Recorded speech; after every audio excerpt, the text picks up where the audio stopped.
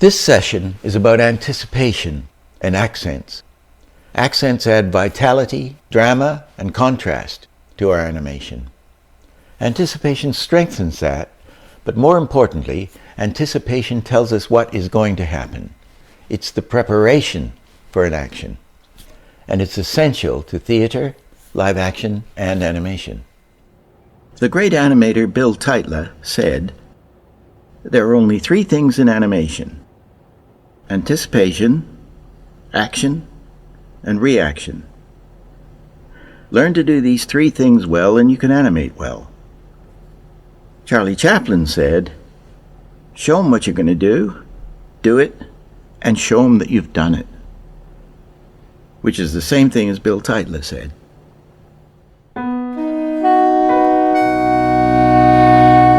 It can be very, very corny to go anticipate, and you've seen it a million times. The thing about an anticipation, they always say, go down before you go up, which strengthens the action. If I'm getting out of a chair, get a chair here.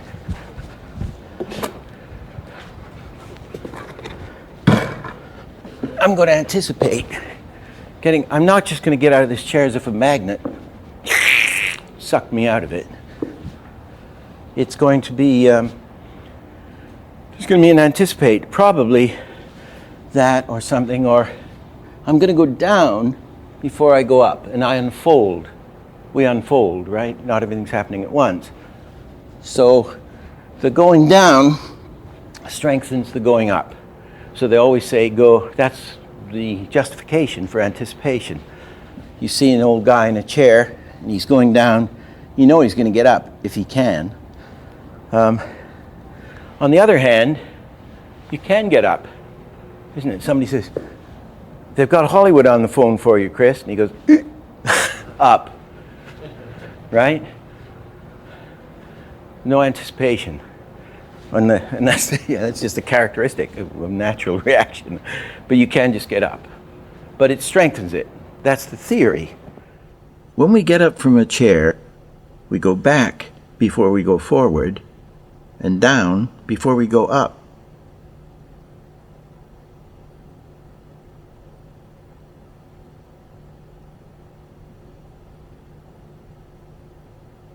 Anticipation is the preparation for an action, and the anticipation is always in the opposite direction to where the main action is going to go.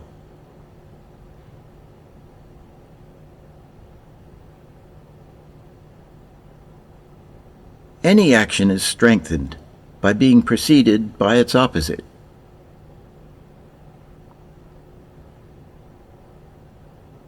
Action in the whole body gives the anticipation tremendous latent force.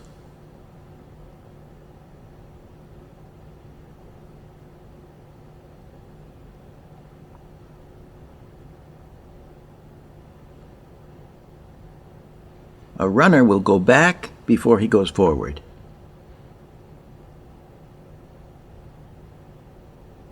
The rough rule is that before we go one way, we first go the other.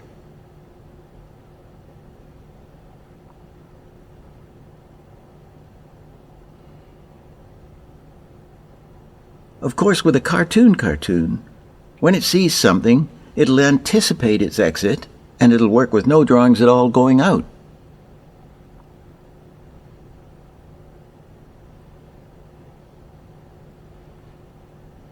Take someone making a point. It's weak.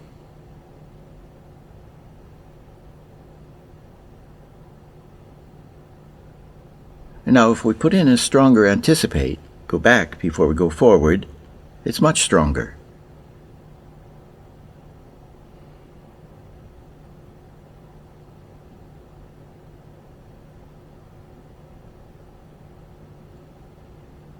When starting a walk, it's unnatural to start with the furthest foot from the direction we're going.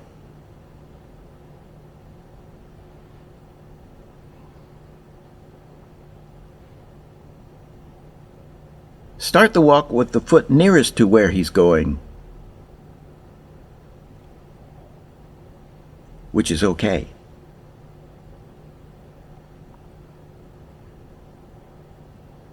his right foot could back up to anticipate his walk.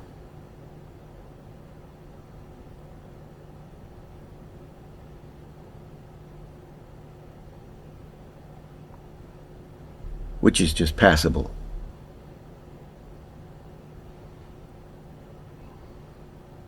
Or he could anticipate the walk by backing up his left foot to free his right foot to step over.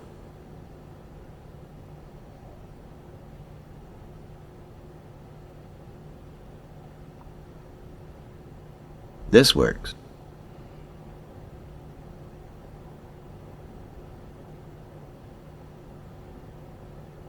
Take a man on a diving board.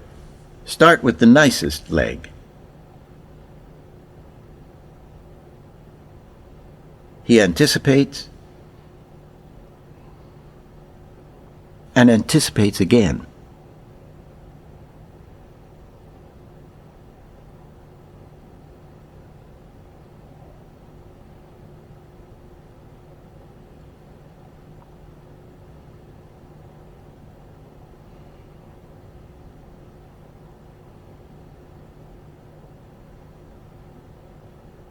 A dancer's start position can work as an anticipation.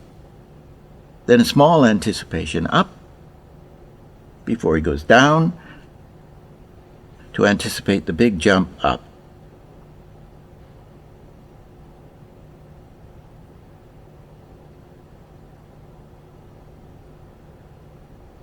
A baseball pitcher goes through an elaborate sequence of anticipation, building up power before his throw.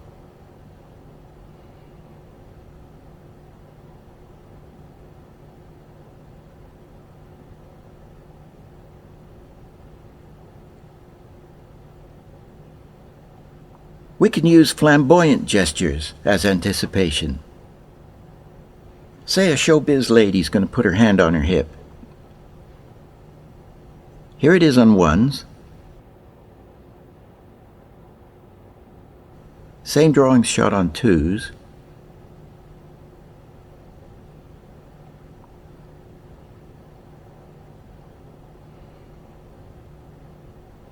Now add in-betweens and shoot it all on ones.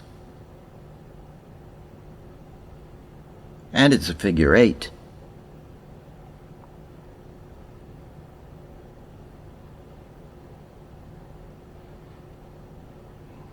Anticipation is a magician's stock in trade. Incidentally, there are 3 figure 8s in this action.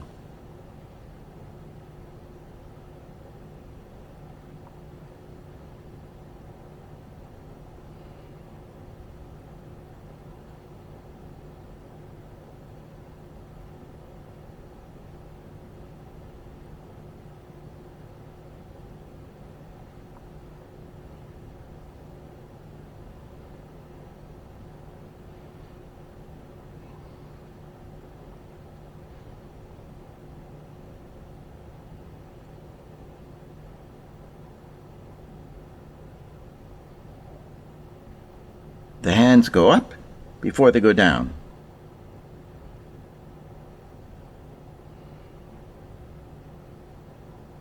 Even with smaller actions, say a hand writing,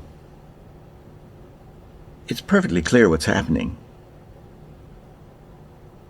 But add an anticipate up before he writes, and we feel the person thinking.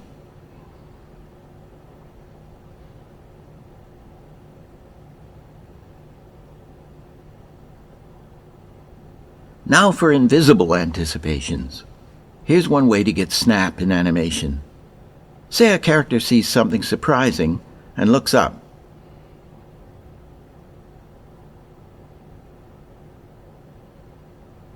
Let's put in a very fast anticipation, a drawing or two in the opposite direction from where he's going.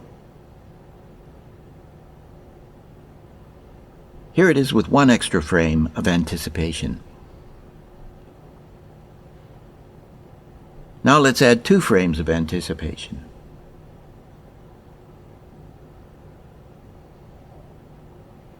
We don't see it, we feel it. This gives it the snap.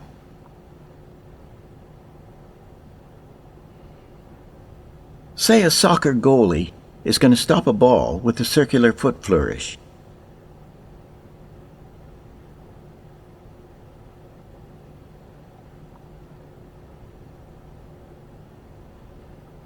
Let's add a one-frame anticipation in the opposite direction.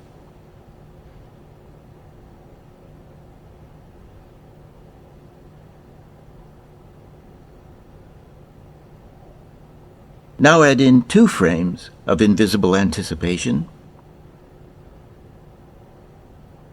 Again, we feel it rather than see it. Here's a guy catching a ball. We'll break the joint and anticipate the throw.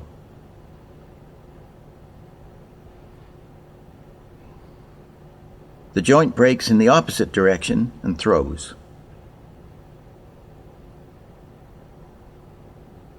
See it in action.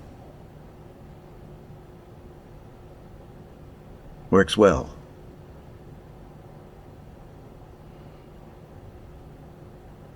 But now, we'll add an anticipate forward for 2 frames. And continue with the normal anticipation.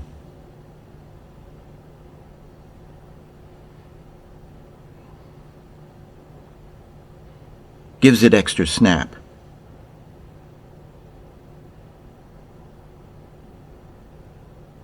Conclusion. We anticipate an action, we do it, we show the result. When I was young, I saw this great French mime artist, Marcel Marceau. Just like the silent movie stars, he was a master of anticipation. He always said, use big anticipation. You ever seen Marcel Marceau do Old Age, Maturity, and Death? That dates me. When he was young, he was, well, he's great now, but he was unbelievable. And he'd have this old guy come running out, Pierre Ité, I think his name was. He was an old French mime. And he'd hold up this sign of what Marceau was going to do. And the sign would say, old age, maturity, and death. So there's your setup, right? He runs off, and Marceau is on the ground like this, and there's your anticipation. He just doesn't do anything. He's in his white mime suit. And there's the anticipation. What's he going to do? And he gets born. Somehow he becomes a baby and is born, and then like walking on a trolley, he makes baby steps, and then he turns into a boy before your very eyes, and I can't do it, and he turns into a young man, and then he turns into a more mature man, and then he gets middle-aged, and he's walking all the time towards you, middle age, and then he becomes older, and then he starts getting decrepit, and he just shrivels up in front of you, and he's still walking, and he just goes back into a thing and dies. And it's the most, it's an unbelievable thing. And the death is the result, isn't it? And you've seen life. So the great thing is that they have the sign up there, which acts as the setup, isn't it? And then you're anticipating what he's going to do. The sign makes you also anticipate. Now we come to accents. Accents are where you emphasize an action and give it the right amount of impact. Getting good head, body, and hand accents was the hardest thing for me to learn. Accents. And I think accents, there are 2 kinds. Hard accents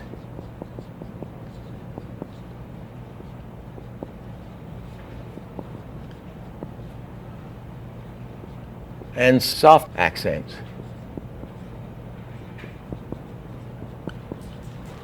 This was the hardest thing for me to learn.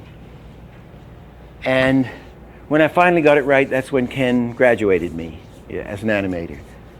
The hard accent is this. Look, bang, bang, bang. Go and never darken my door again. A soft accent is maybe you should go. Maybe you should never darken my door again. It's softer. Maybe you should darken my door again. No, you see? well, you can come here as much as you like, but I don't want you messing with my wife, right? So 2 soft accents and a hard one. So it's getting the difference, getting those things right. I think we should run this. I've got a clip of, it's a very bad print, but it's this sequence, and I have to listen to me tell this story again about Ken Harris and my accents. And there's a clip of this zigzag with the cards, which I worked on a lot. And Ken, I didn't have my accents right. And what it is he says something like, I have power over people. And he's doing that vibrate. He's doing a side-to-side vibrate applied to a hypnotist thing. One set of drawings there and another. I have power over people, vibrate, though they may appear complex. And we had all kinds of effects in the end, gleaming eyes and everything. For me, they fall like playing cards, and he's spreading out these cards, and I control the decks, and then it all goes to pieces. He's in front of this sort of monstrous king, and he has to catch the cards. And as he's doing it, he's going, ho, ho, ho, ho, catch, ho, ho, ho, ho. And he's doing all these accents. And I had the scene done, and Ken would look at it and say, not very good on the accents. So I'll show you how to do, finally, we've got to do the accents. What to look for is that head accents are always, nearly always, up. Go! And never darken my door. And I've had enough of this. You know, Hollywood. The heads go up, usually, and you say, I don't know if I can take this nonsense. It's usually, I don't know if it's usually up, the head accents. And an accent to read must have a minimum of 6 frames. Either it's a hold, I can't hold it, wobbles. Very hard to stop a thing. Anyway, if it's a hold, it should be a minimum of 6 frames to read the hold. So if we're going 1, 2, 3, you know, dot, dot, dot, dot, dot, dot, dot, 1, 2, 3, 4, 6 frames in a second, 1, 2, 3, 4. You gotta have 6 frames at least to read those hits, right? 6 into 24. 4 into 24 is 6. 1, 2, 3, 4. 6 frames each. So that's what I had to do with these cards. He had to grab the card and pull it back, which would be a rebound, which is a hard accent, and the head would go up, and then I had soft accents and hard accent, and you'll see. And everything's working independent of everything else. I have power over people, though they may appear complex. For me, they fall like playing cards, and I control the decks. Ha! Hey, hey! Ho, ho! Ha! He! Ha! Ha! He! This is jumping ahead to dialogue, but I always regret that I always have to hit the accent a little harder than, in this case, going further. I always regret if I haven't hit it hard enough. And if you notice with most animated stuff, the character doesn't look like it's speaking if it isn't hitting those accents, even if they're subtle. You want to hit the bad animators, of which there are minions, they're saying a thing that's accented, like I'm saying, this is accented.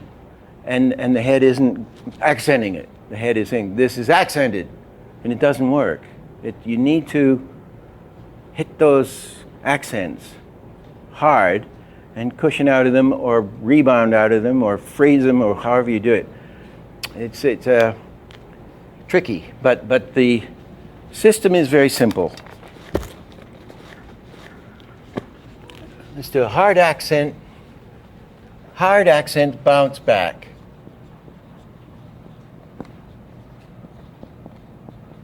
There's a rebound.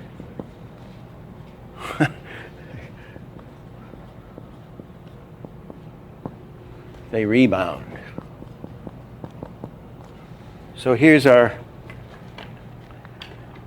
timing. This is a finger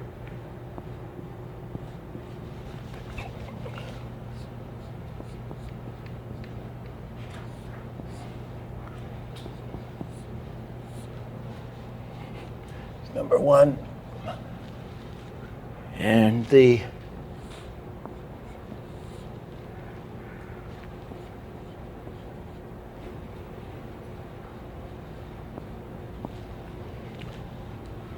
that'll be number 6. Let's put it out here, number 6. Hard accents bounce back. Here the hand flashes out to number 6 and bounces back to number 10.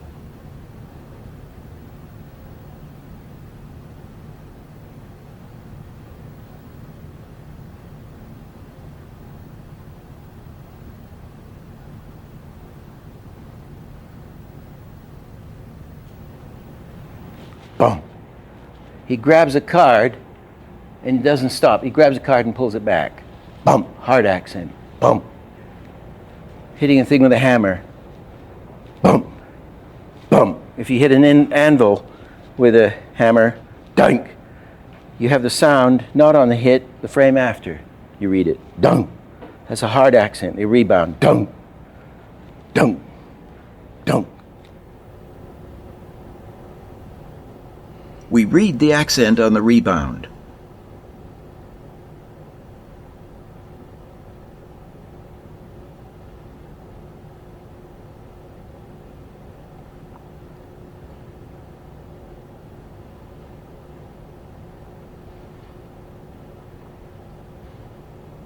If I try to stop it, so I hold on drawing 6, I can't. At least I'll try. Watch. I'm getting a wobble, which would be a very nice side-to-side wobble, reducing down as the palsy stops. Okay, wobble, wobble. You could do that. If you try to stop it dead, but it's going to be more effective to rebound and vibrate slightly. Rebound. Look at that one. Rebound and vibrate. Rebound and vibrate. Here's a hard accent with finger wobble on the rebound.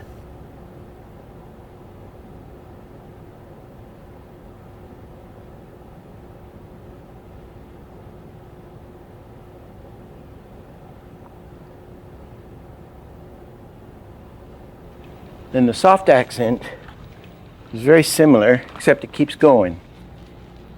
Soft accents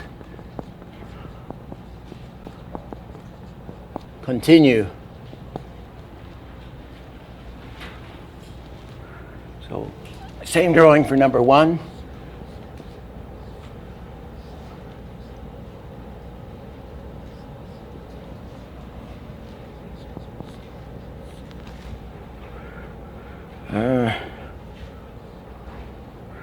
Drawing number 6 is going to be about a minute. Let's do it here. Continue here.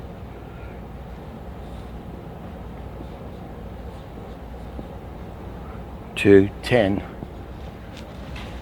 And chart will be exactly the same. 1 to 6.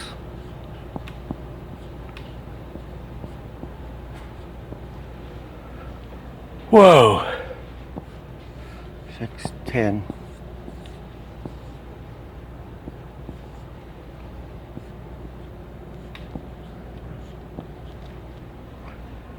Actually, to make it softer, I'm going to put 5 a little closer to it.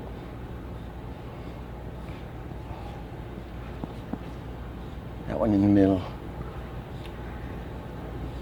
4, 3, 2, 7, 8, 9.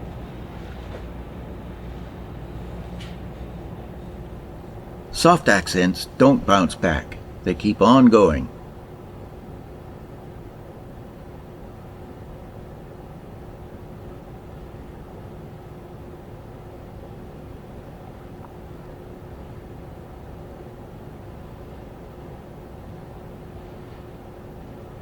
Here's the same thing with extra in-betweens at each end.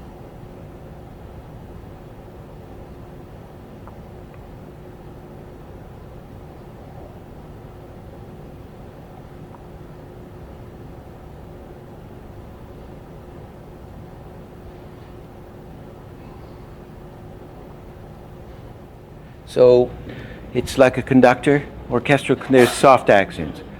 Doing a waltz, 1, 2, 3, 2, 2, 3, 3, 2, 3, 4. He's going down and it's continuing. You play the note there and it continues. 1, 2, 1, 2, 3, 2, 2, 3, 3, 2, 3, 4, 2, 3, 5. Okay? And that's all there is, except that you must have at least 6 frames. I mean, golly, this should be for a hard hat. Go and never darken my... You know, I held a lot longer. I'm sure it's 12 or something, or 16 frames, you know, but he's doing like this. You 6 frames is your minimum. Absolute minimum.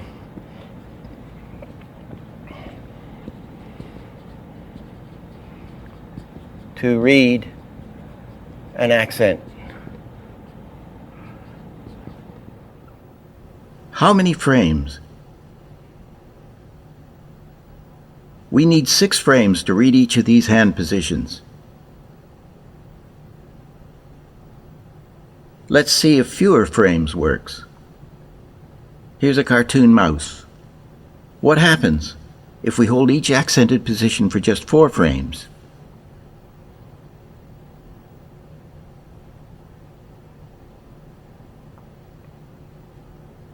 Now let's try 5. The great Tex Avery says 5 works best.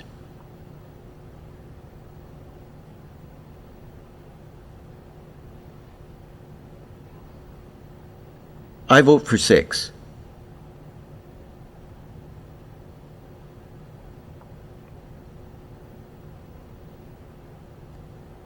Incidentally, there's a thing I learned later on, which I call hunting for the extra position. Look for an extra position to strengthen your action or to make it more interesting. A take is really a kind of accent, and I'll use a take here as an example of hunting for that extra position. This is a take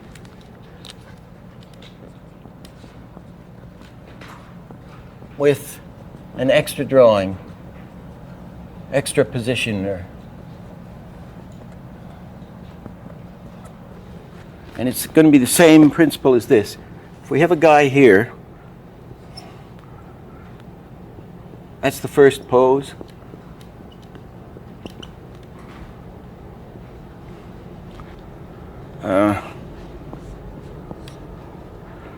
Here he goes down into the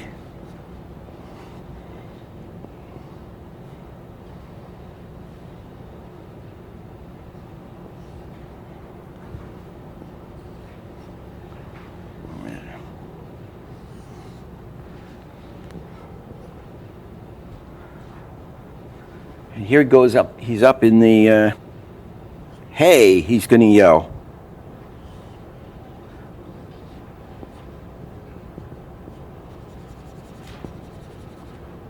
Hey. And you would have him settle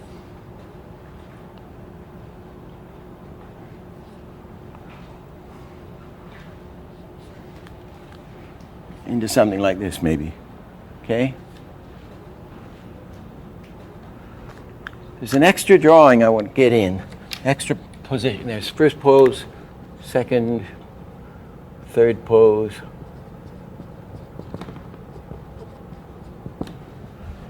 End position. He sees something outrageous and yells.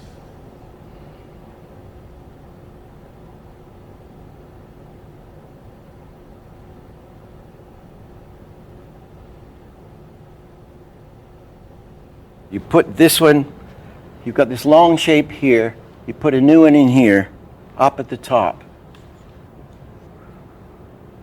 Somewhere.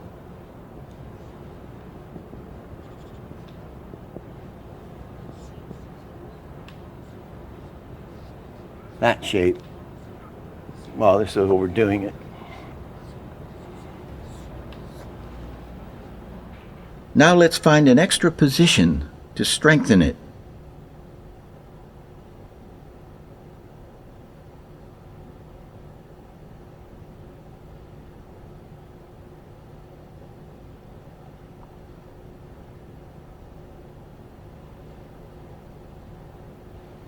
But can we find yet another extra breakdown position? Yes, we can.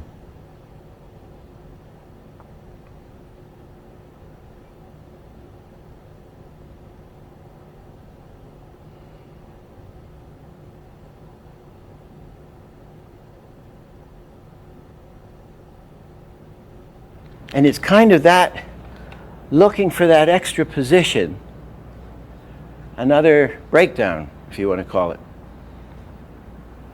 or another passing position, or another intermediate position, whatever you want to call it.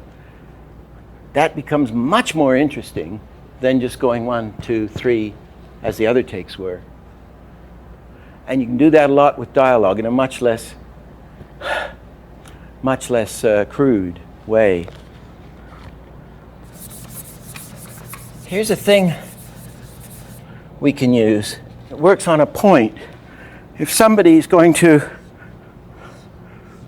point,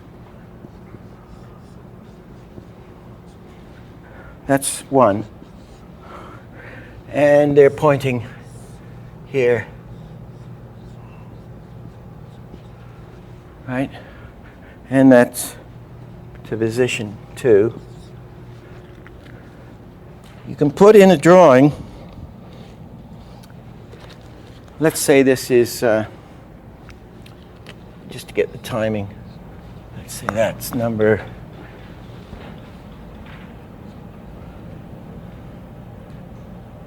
to put it here. 1, 2, no, that's 1, 2, 3, 4, 5 is an odd one, and this is number 6. Okay. 5 for one frame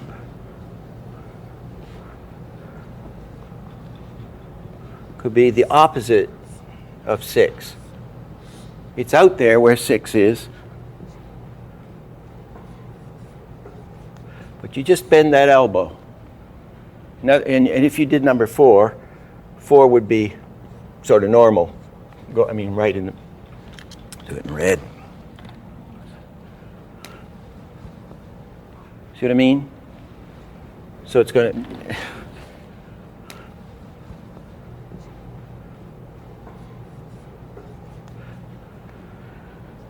you're bending the arm 1 frame in the opposite direction.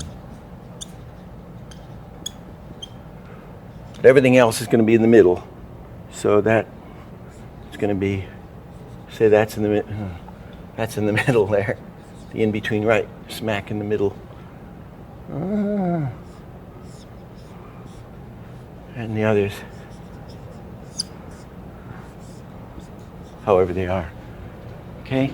So that'll just, that's a very minuscule detail, but it'll give you that, right? Can I do? I'm going to go to here. It'll give you that.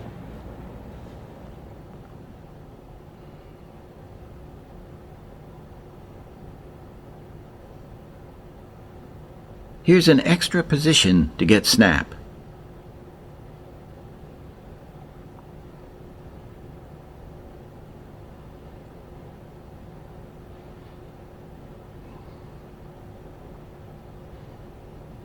Here's the same kind of thing, but we're snapping it in the middle of the move.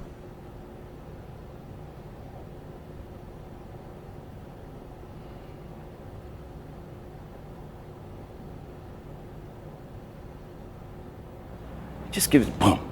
It says minuscule snap. That would be a good place to use something cockeyed. But it's not that cockeyed, it's just going in the wrong direction. So it's doing exactly like a breaking joint, except one's straight, isn't it? You're getting that again. More change.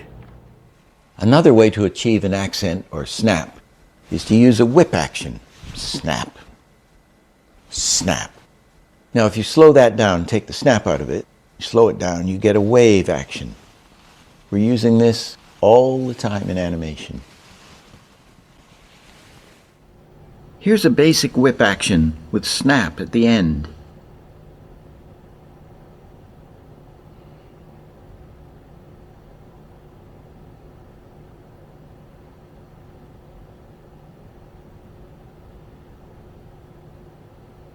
It's almost doing a figure 8. And it's on ones, of course.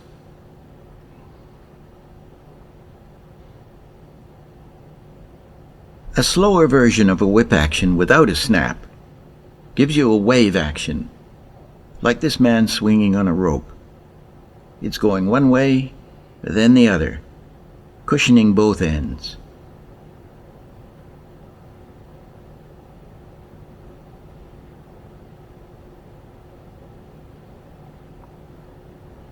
We are using this wave action all the time in animation, applied to different things.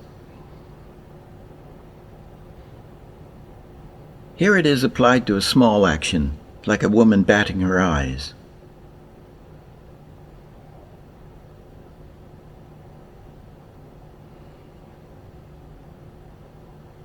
On ones,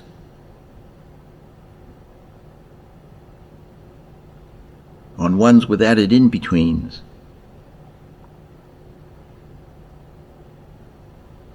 Same thing, shot on twos.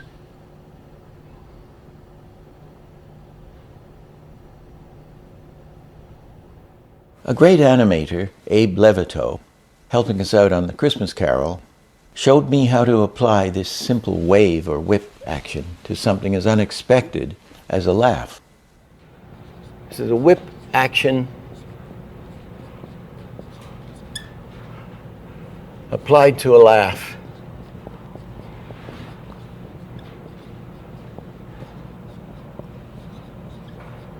Did you notice that, was it in that clip?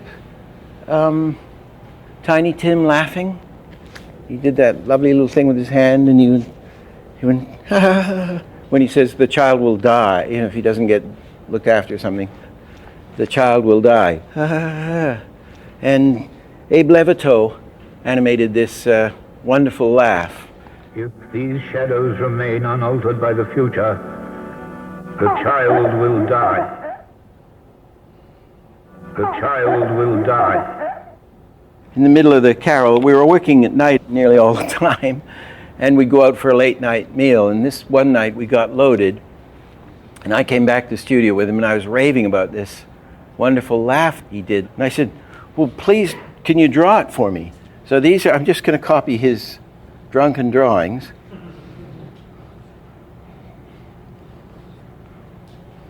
And he drew them this crudely as well, which there, and then the head goes down. The laugh waves up to its top position and then waves back down the other way. Going over and coming back. Here's the same thing all crushed together.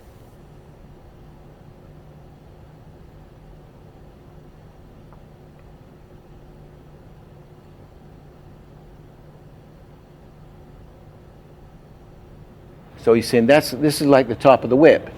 It's going whoop, and then back into here. The child will die.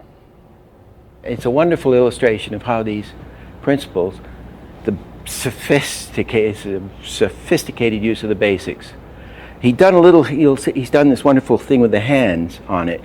And I said, well, what did you do with those hands? Was that worked out on the whip? And he said, no, I just did that straight ahead. So you see, he was using the system. If these shadows remain unaltered by the future, the child will die. the wave goes up to the highest point and back down again.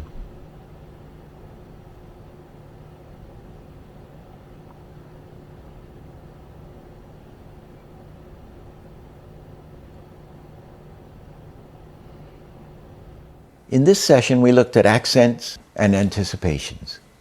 Accents are also very important for dialogue. And dialogue is a tricky area for many animators. And we'll need 2 sessions on it, coming up next.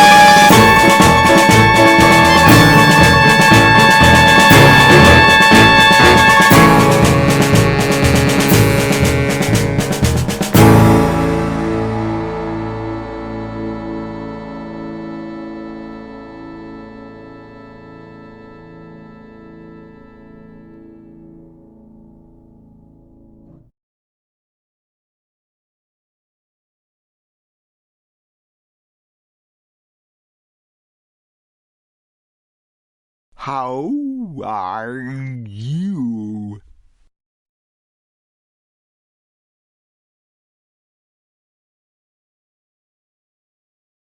How are you?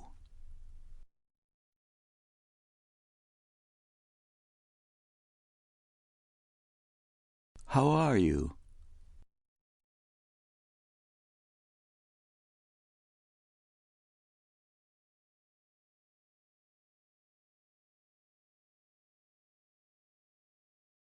Fortune, fortune.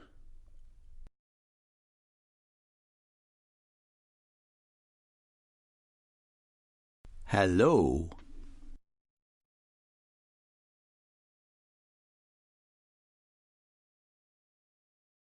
Hello. Hello.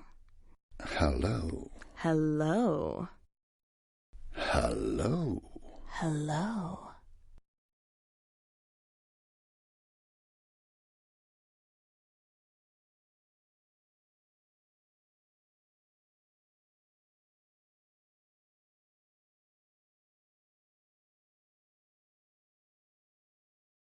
Elephant juice. Elephant juice. Alligator shoes. Alligator shoes. Colorful. Colorful. I love you. I love you.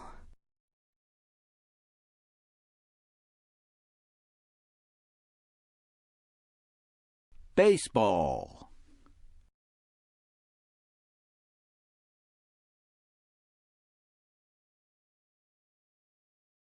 Baseball.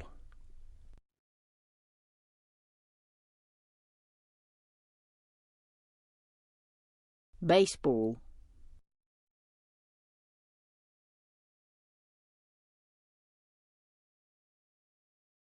Baseball.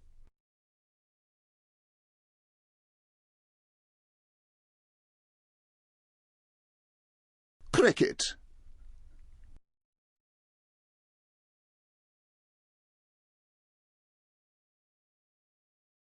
Bang.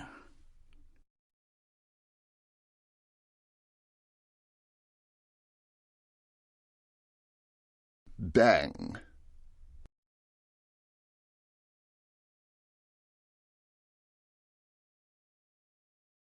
Bang.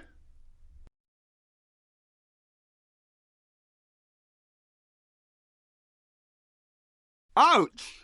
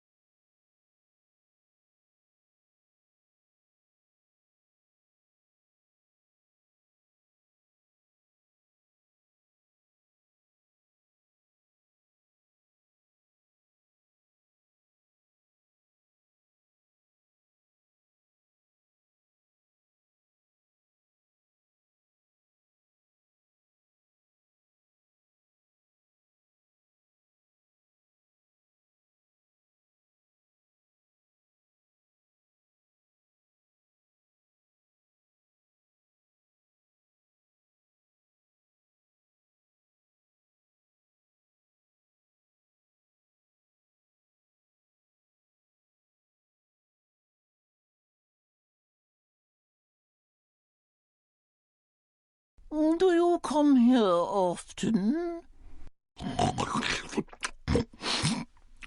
I've never been invited before.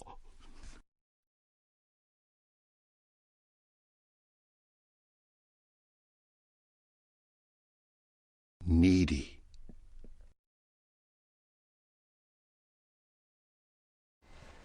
Lip sync is much more than just synchronizing the lips to the action, to the dialogue. There are general principles and some fixed rules that make dialogue really effective. They involve accents, phrasing, flexibility in the face, and popping vowels for vitality. There are a lot of things we'll look at. In fact, there's so much that we have 2 sessions on dialogue. Good morning to you. Good morning to you. We're all in our places with sunshiny faces. Oh, this is the way to start a new day. And movable lips. Movable lips are the very best lips to talk and sing with. That was Miss Dorland in my grade 6 class. And she had very big teeth and very nice woman, but we had to start every day like that. That is not how to do lip sync. This is the absolute opposite. And you see these, isn't it, these magazines, these books, with positions of the mouth. This is the N, and that's the O.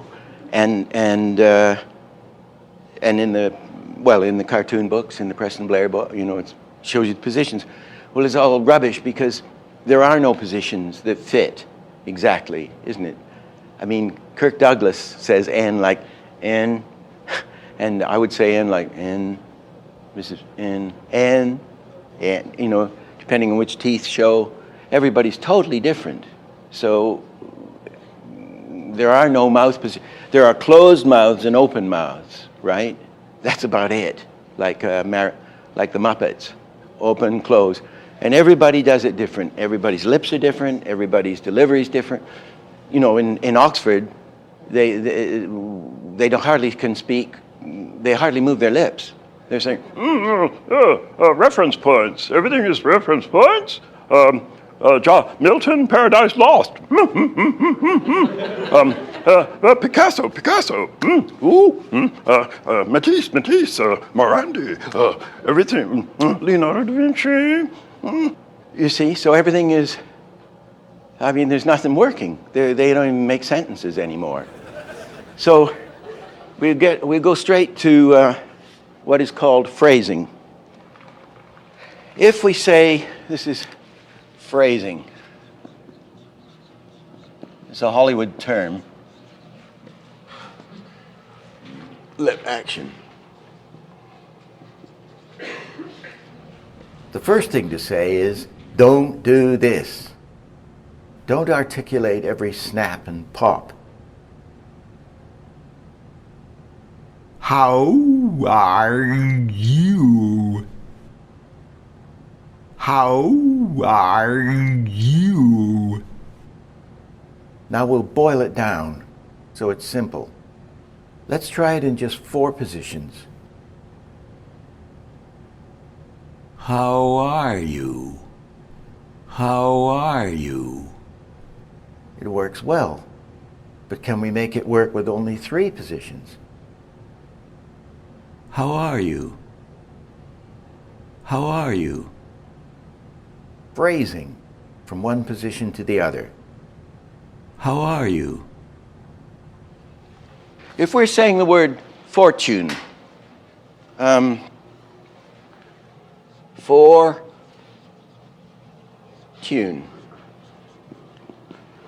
Obviously, English is such a peculiar spelling. It's ridiculous. English, isn't it? Spanish where it's phonetic is much better. In the word fortune, We don't say fortune, good fortune to you, you know. It's fortune, good fortune. I hope you make a fortune. So it's for tune, isn't it? So when we're animating, we want to go for something like that. He's saying for. He doesn't have to go or. He's just saying for, and then he'll go to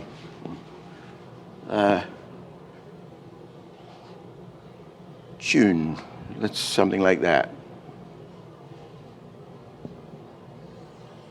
Tune.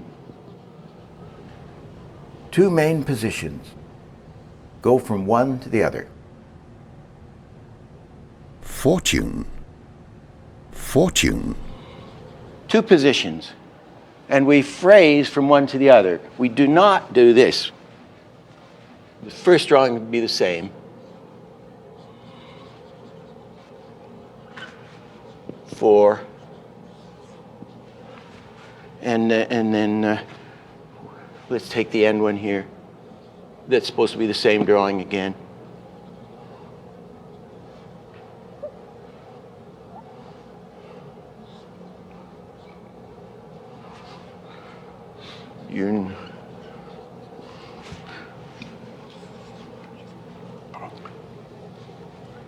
We don't have an in-between that's hitting the T. Okay? No. N-O. Okay? Don't open it twice. Don't open it twice.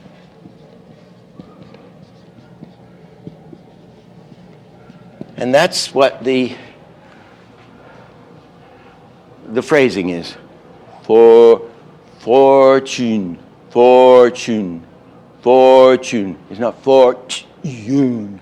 It's not fortune. If I just say fortune, fortune, or fortune, fortune. There's another example of it. Let's just. He's going to say hello. Hello. Hello. Yeah, it's to he and low. So we'll go he.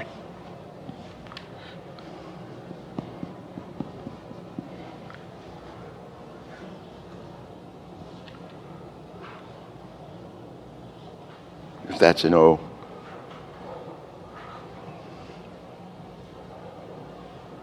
He, and the L is phrased from one to the other. Hello, hello, hello, hello. Not hello. Hello. Hello. Hello. Hello. Hello. Hello. Hello. When they do a dubbing thing is you try to hit the accent. Obviously when they start opening their mouth, they hit the vowel right on, bang, and they try to end. And the middle is smudged, isn't it? If they can get in and get out okay. You know, those Italian films are very funny, isn't it? Hercules Unchained or whatever it is, and it's just a mess in the middle, but they hit the front and end accurately. So we're doing a little bit of that, but that's what happens in normal speech, that there may be a mouth position, an N in there, maybe, an L, I mean, but we just pass over it. We smudge over it.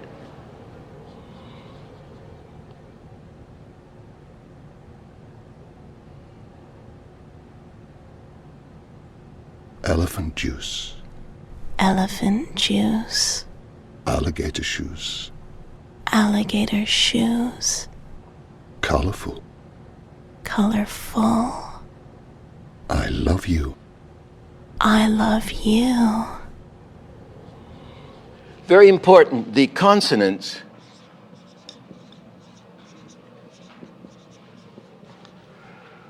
are the closed mouth positions.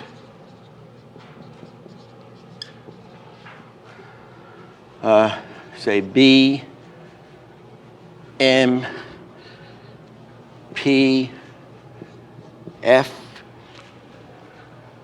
I'm just going to draw these as closes. I mean, there's no particular way to draw them because we're so different the way we do it. You could have P, well, P could be that way, F could be the other way. It doesn't really matter. But where you have a soundtrack and it's saying, let's say baseball. Say we got 2 frames for the B and 4 frames for the A, 2 frames for the S, and 1 frame on the track reading, baseball, and here's the L, say, for 4 frames. And that would be the editor's reading of the track or your reading of the track. This B position, B, which is only 1 frame, an accurate reading on the soundtrack, we have to in order to make those things read, we have to have a minimum of 2 frames.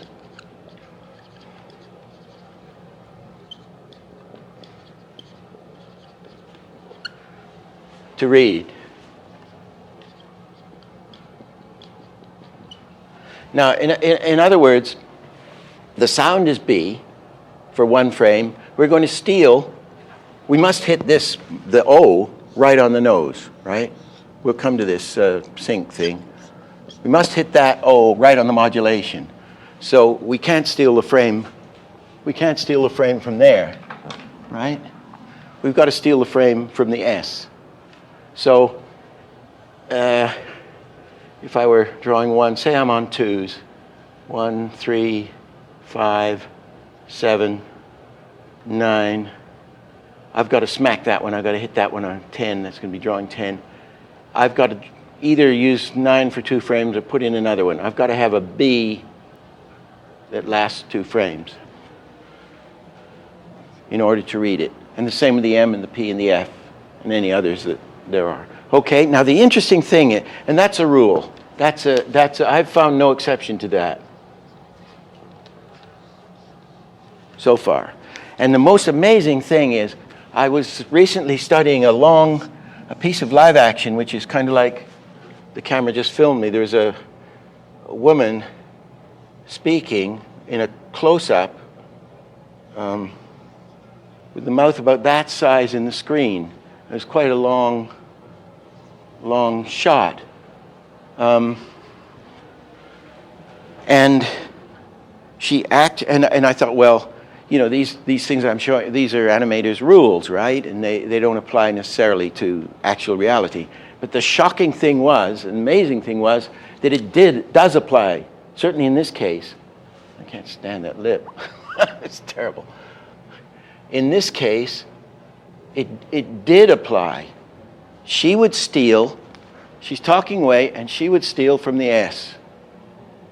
She would be saying S, and the sound would even sound like S, but maybe it's a dead frame in there or something, but she would, on every single consonant, because I was real close, you could see the whole thing, and it's a sort of 25, 30 feet shot, 20 seconds or 15 seconds, with many consonants.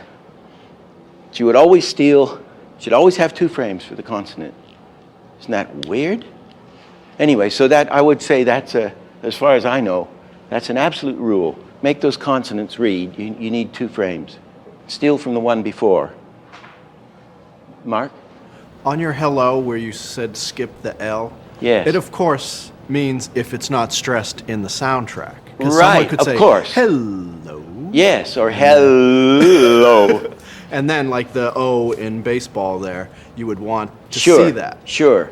Okay. Yeah, I'm saying for a delivery just of a regular hello. Hello. Hello. Hello. Yeah, Vincent Price would go, hello. Thank you. Yeah, absolutely. Common sense.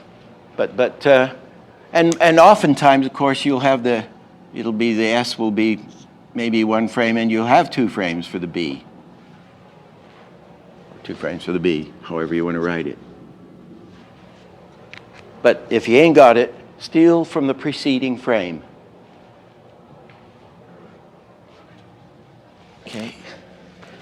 Now, just to finish that off, here's a good example again, memory. I just want to, that would be from Mark's question.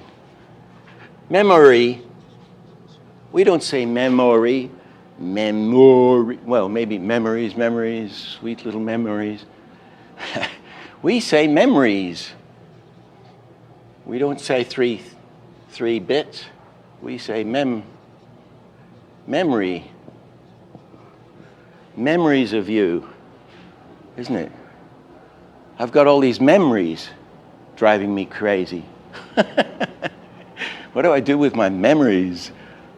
Memories, isn't it? Memories of you, isn't it? So we're busting everything down into the main components, for want of a better word. Okay, now the vowels. Let's use baseball, which is baseball. In actuality, is base,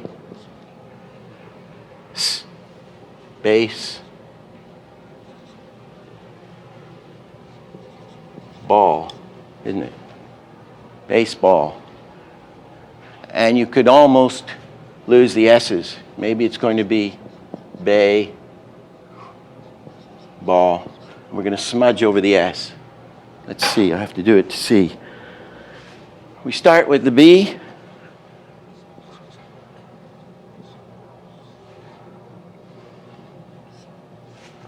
We got 2? Yeah.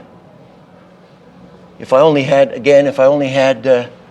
soundtrack wasn't, if that was the start of the B, I'd have drawing 1 and make the B start physically earlier 1 to read it.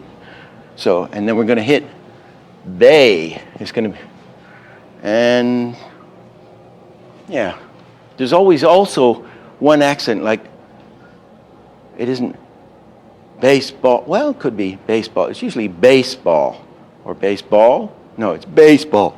You hit the A stronger than the ball, generally. So we go, we pop open. Pop open.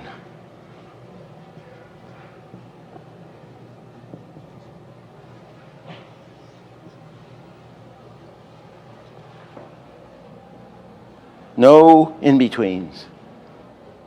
No drawing in the middle there. And that gives you the right, and that's what happens in lip action. They pop on the vowels. We speak so fast, it's so articulate, so much is going on, that the vowels pop. There's no in-betweens. And we're going to go back to S. Let's put S here. Let's say we do have it. We're going to sort of show an S. It's almost closed, isn't it? That's a little better. There's your S. And we will go to the We'll cushion back with other drawings halfway.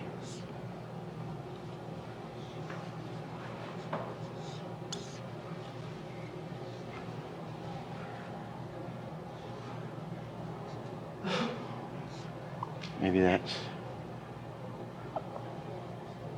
however, baseball. And then we come back.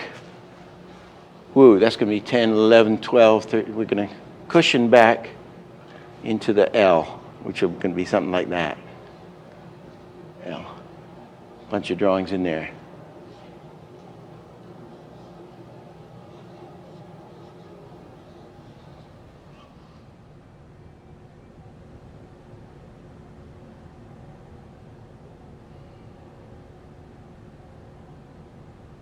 Baseball.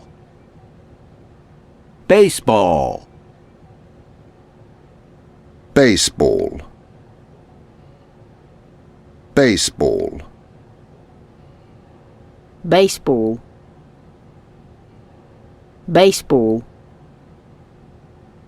Baseball. Baseball. Cricket. I'll do bang again. Here's bang. B.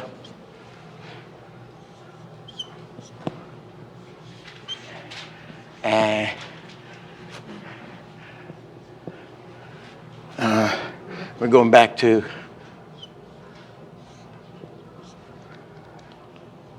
bang. We're going.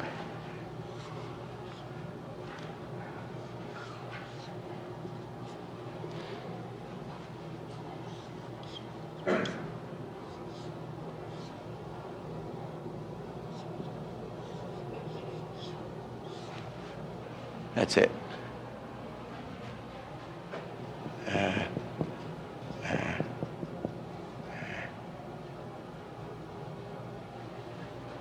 Kind of smudged there. So that gives you that'll give you the vitality. Vitality from popping vowels. Popping on vowels, or popping open on vowels.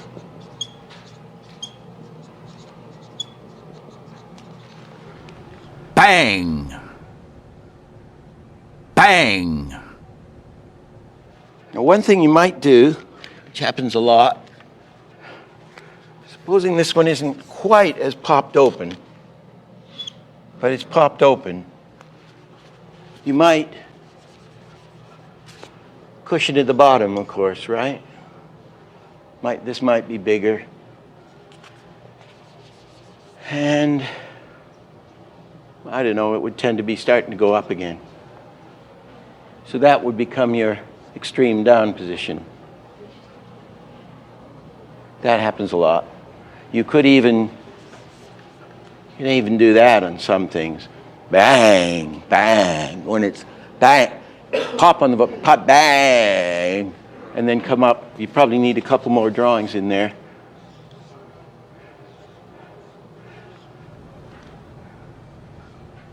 Bang. Bang. And you can also pop closed. That's optional, as a rule, I think.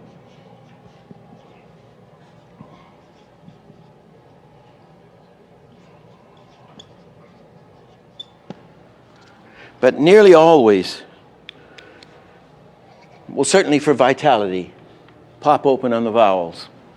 And then you can cushion or start going back in. You can slide into a bang, or you can keep it out and start to come back into the ing, and then pop into the ing, optionally. Bang. Bang. We certainly pop open on the beginning, and we can pop open to the closed. I tend to mostly cushion.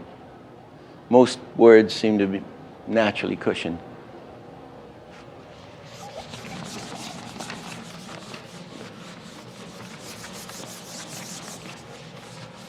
And just to think for the front, if you have a, if we're doing a thing, somebody says, ouch.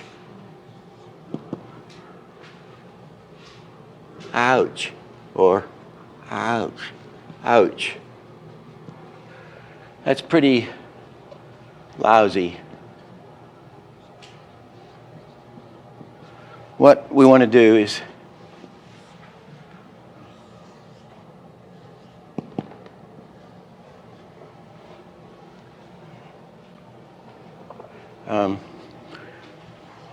I'm exaggerating greatly here. Here's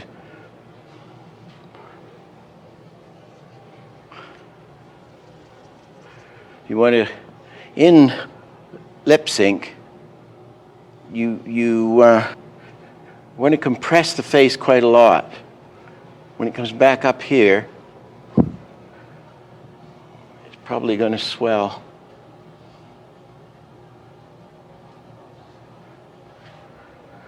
And then settle. That doesn't really fit the reading of ouch. Let's go, ouch.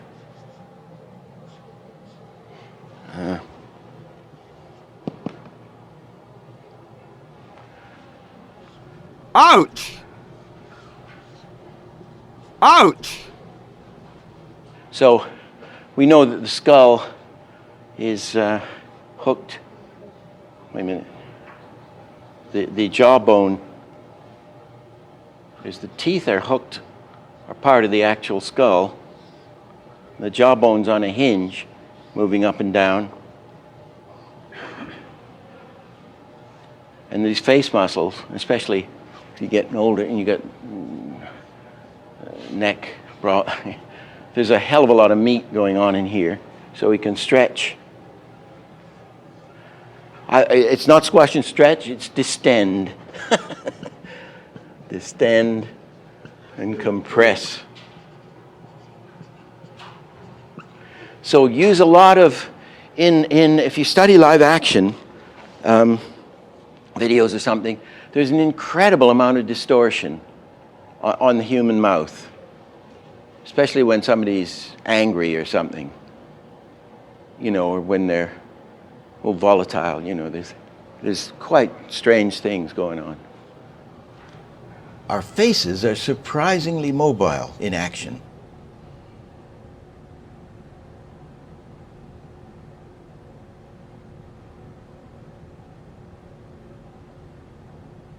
Look what a contortionist can do.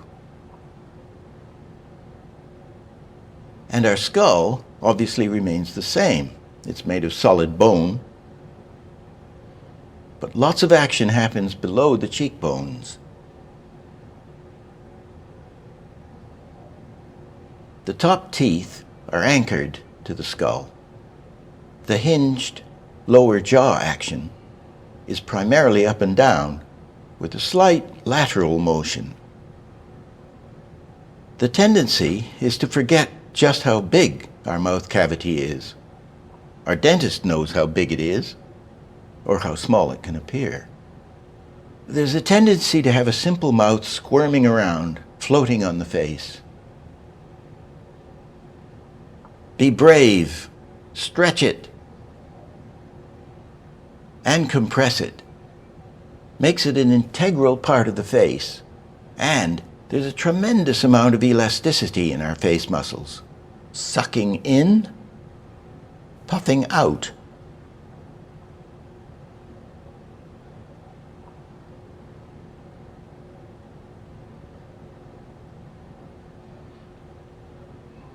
Take someone chewing. Cheek, face, nose, and eye are affected. Lips up, flattens the nose. We can interchange any of these positions.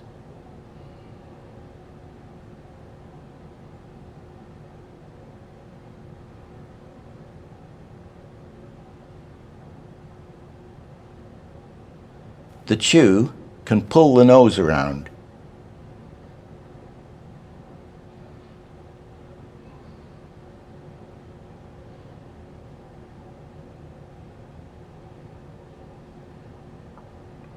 Again, we can vary the order of any of these positions.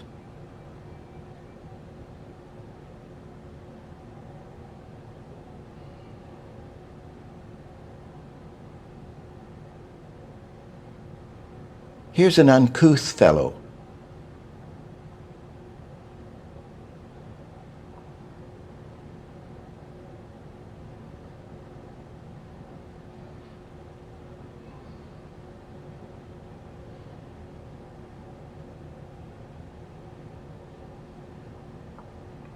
It depends on who is doing the chewing. A society matron never opens her mouth, versus a laborer. And she hardly opens her mouth to speak. Do you come here often?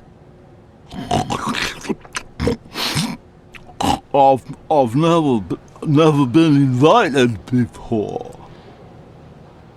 So don't be afraid to distend and compress. Can I write? I'll write that. Don't. That's good. Be afraid to compress. Okay. And that would be, again, the greater the action, the greater the reaction, right? Anyway, that's now accents, which are the most important thing. Oh, just one thing before we get in. The tongue, our tongues move so fast when we're talking that, say we have the tongue, which, by the way, in reality is hooked to the back of the throat, isn't it? It's hooked back here. It's not up that. Anyway, in reality. So if you were to see the tongue, let's make it red.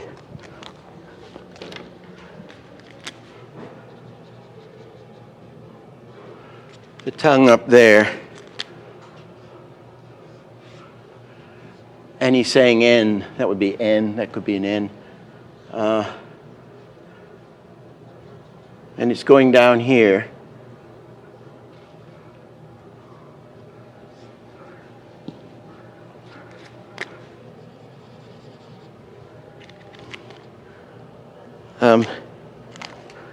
Never in between the tongue. Never have a drawing in there where the tongue is halfway. I mean, as an you might have it there for fun if it's like we did, hey, hey. Needy. Needy. Never. That's a rule.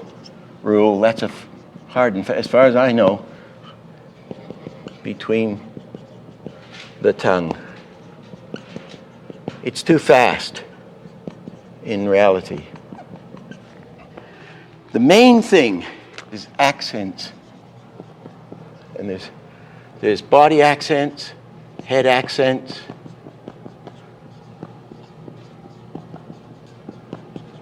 and hand accents.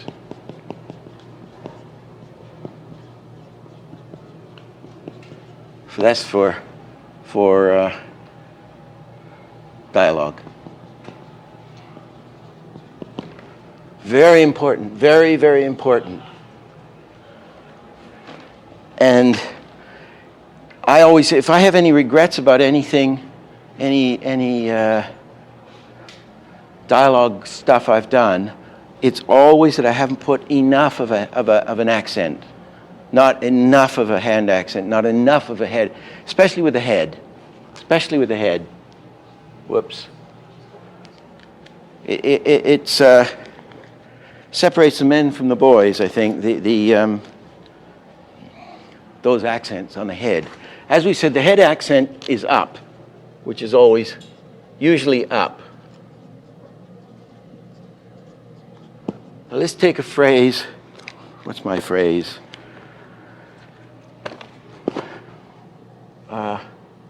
well, at last you've come home.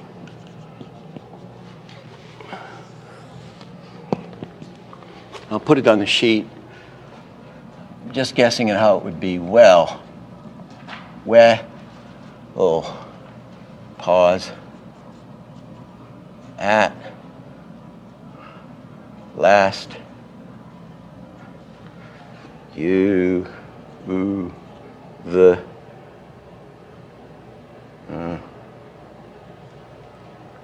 come ho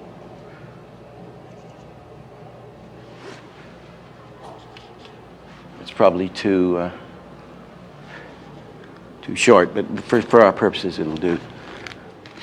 Which are we going to, in a piece of dialogue, there's so many ways to hit those accents. Which is going to be the one? It's like, well, at last you've come home, right? Well, at last let's do it. Well, at last you've come home. We're hitting well is the accent. And the accent would be on the E, on the vowel, right? Bang. You'd mark that on your sheet as big accent. Ken Harris always used to do it just ACC. It's a little easier. Well, at last you've come home. And there's a small accent on the O. So those are the two things we're going to hit in this sentence, with either the body or the head or the hands. So it's like how we do it. Well. It's not going to be well, I don't think. The heads tend to be up. Well, at last you've come home. So I've done a hand accent on the home, right? In this case. Oh, wait a minute. Getting ready. Well, at last you've come home, right? Now, what about if the reading is, well, at last you've come home. You'd hit, there's your big accent. At last you've come home. There's no other accent in the sentence, okay? Now we could hit two. Or let's just go for this one. Well, at last, or no, it would probably be, well, at last you've come home. So last is your hit. Again on the vowel. Accent, big accent. Let's do it with at last.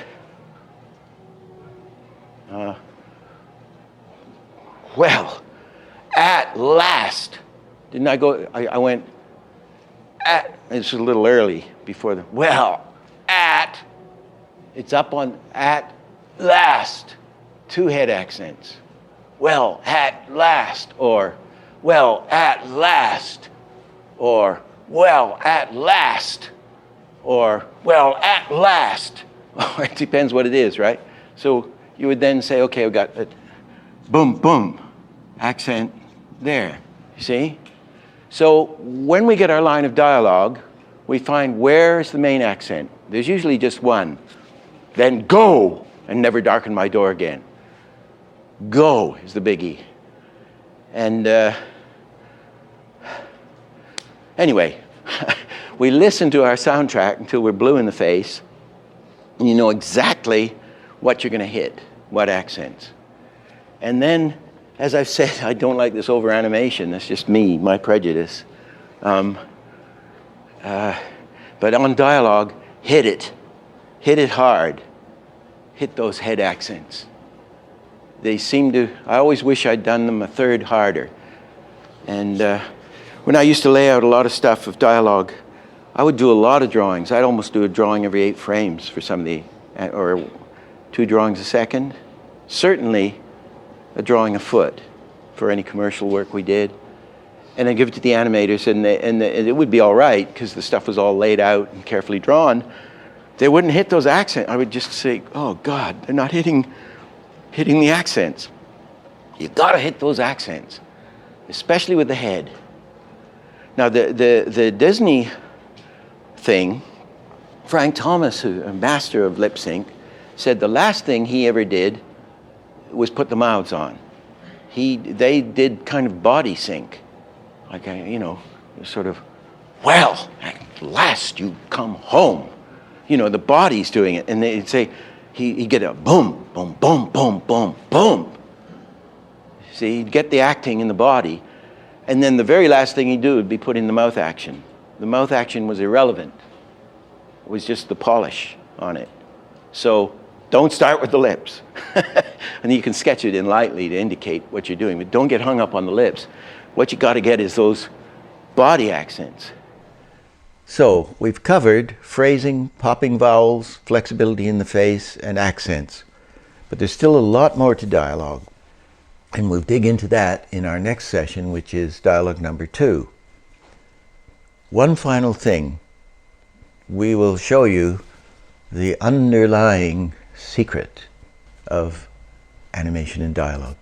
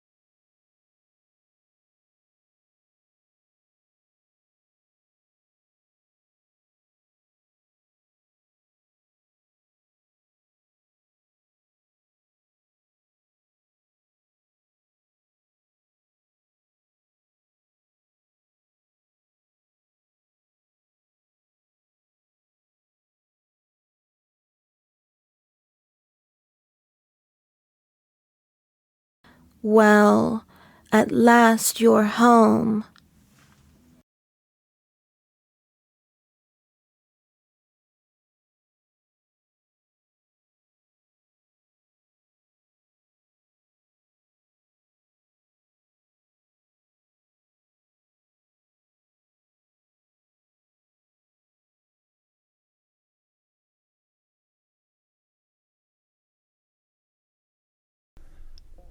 Hi.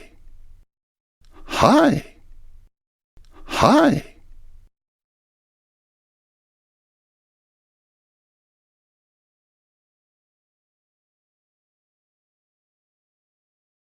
Hi. Hi. Hi.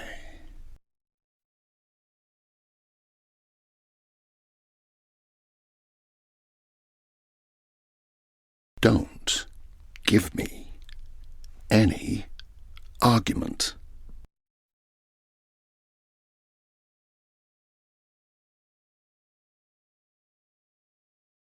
Hello. Hello. Hello. Hello. Hello. Hello.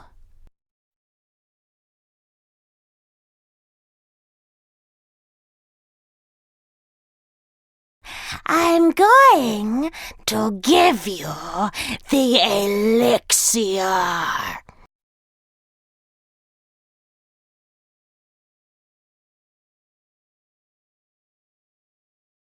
I'm going to give you the elixir.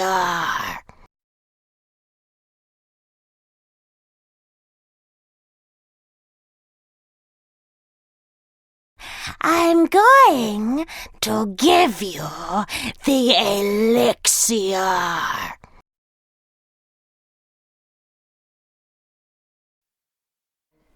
In this session, we're going to dig further into head accents in dialogue and how we use them, and some other stuff, before we get to the secret.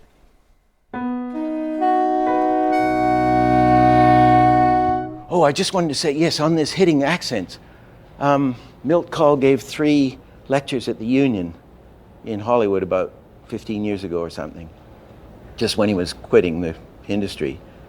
And he had a thing where Geraldine Page, the actress, was saying something to the little girl. The little girl, she's saying the little girl is ugly or something. Who would want a little girl like you or something? I don't know what the line is, but it was full of accents. And what Milt did was he ran this thing in the the pencil test. The woman says, well, and then she took the chair and who? And she sat down on the chair, and then she picked up, who would want a little girl as ugly as you? Or something like that. And he hit boom, boom, boom over to the chiffonier. And I said, how did you do that? It's wonderful. And he said, thank God for an intelligent question. His answer was, she hit those words so hard, whatever they were, well, who would want an ugly little girl like you? She hit him so crisply and so hard. He said, I couldn't do it with the body. I thought I'm going to have to use I'll have her stool over here and I'll slam her down. He said, then I can get the stool go down and then the bum goes down and then I got all this stuff to work with. And that scene is one of the mind-blowing pieces of perfection, I think. It's because it's got everything going. It's absolutely wonderful. Everything we're talking about here is all working fully in that shot. So you hit those accents. That's the conclusion is, hit the accents hard, and hit them with the hands if you can, or hit them with a prop, or anything. I mean, I noticed it. Was it the other day? I was doing this, and I was talking away, and I suddenly went. Everybody went. Well, people do that. I've had enough of this shit. They did, don't they? They. Or I'm quitting. I'm quitting. 2 accents. 3 accents. One, I'm quitting. I'm quitting. It's not, I'm quitting. That is meaningless, isn't it? Ken Harris said, you know that, is it Marvin the Martian? Has a mouth and some sort of a hat and big feet in one of those Bugs Bunny things. He's a black, and he had no mouth. I don't know how he talked. Anyway, something, I can't do it. I'm sure somebody can do that voice.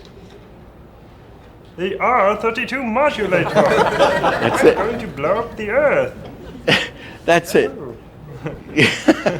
But it's, Ken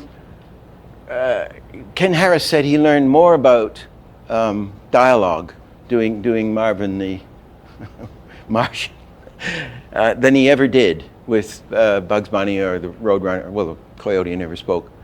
But anything where he had dialogue, he learned more from this because he had to there was no mouth. So you had to get those head accents right? Or body accents. Did he have hand? I think he had a gun or something. I think you're restricted. He was very much restricted to the head. And he said, boy, did I learn about about dialogue. So we're having no mouth. So you got to get the head. And Ken, being Warner Brothers, where it's mostly pantomime, that was, I would say, his weakest part, with enormous respect. He just didn't have long dialogue scenes, to work on. So you hit the head, you hit those hand accents. Now there's a very important thing coming up here. But so you just hit whatever you've got. I find for my taste, a lot of the Hollywood stuff, it's too much, Well, it becomes corny. Well, at last you've come home, or it's working too hard. So you can do an awful lot with, well, at last you've come home, or at last you've come home. You can do an awful lot of much better acting with it. So the main thing is you've got to find the accents, and you've got to program your brain so that you don't even need to listen to the soundtrack anymore. You've listened to it so much, it's in your head. And you hit the whatever accent. Now they found a wonderful thing, either during Pinocchio or after. It's and the old guys didn't know it. Ken didn't know this one. And I don't think Art did. In fact, he didn't. And this was the Mills and Frank and Ollie and Lounsbury and everybody figured this one out. Let's put,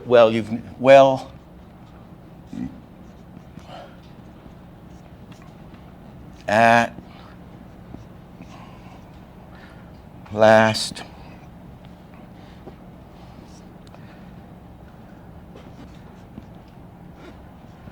your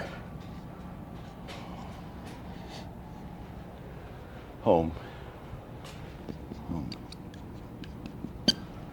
Let's say we're going to hit at. No, let's do at last. At last, we'll hit here. This is our big accent.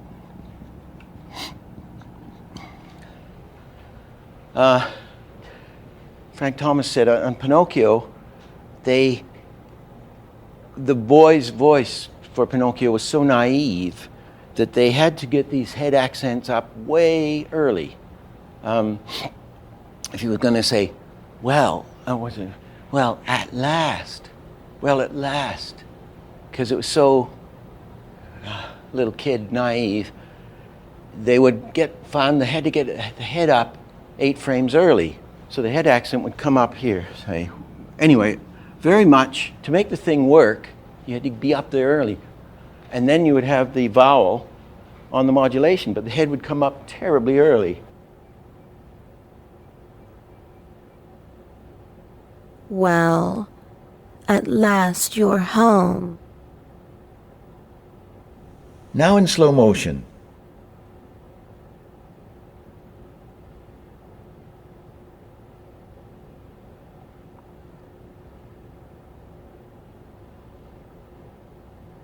The head is up 4 frames ahead of the vocal accent.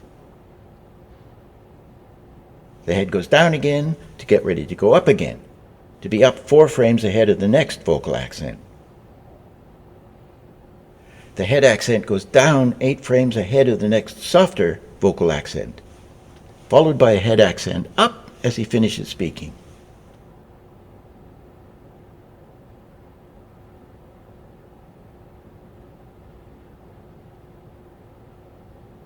Well, at last you're home.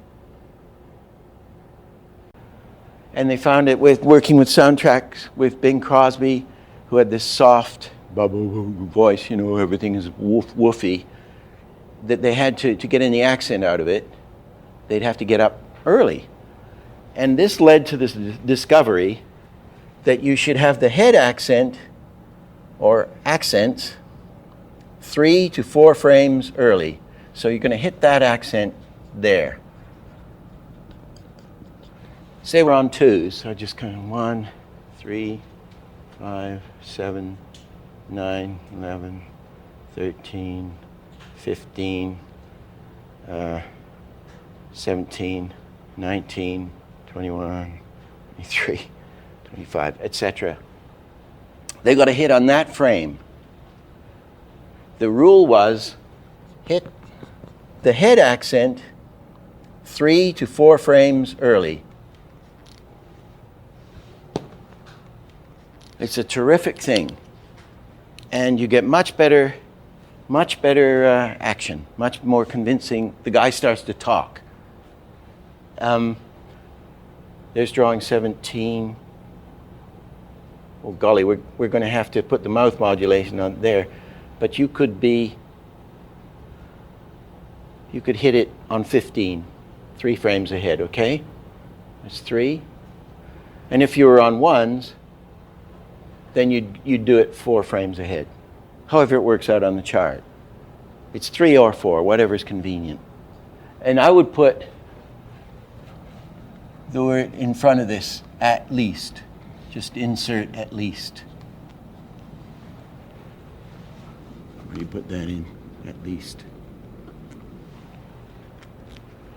But that's their rule of thumb. Hit it 3 or 4 frames early. Is that for all accents or just in this case of Pinocchio? No, all accents. All accents. This is an absolute, this is a all accents. In other words, if we're going, here's the character, and he's saying something here, and he's going to go up and he's going to hit. There's the mouth modulation. You get up here.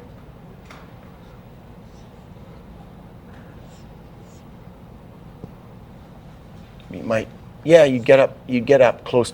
Let's get up. Let's go even further.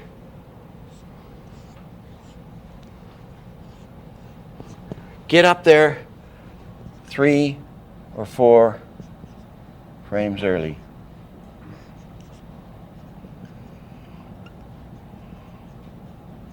And then mouth action on the modulation.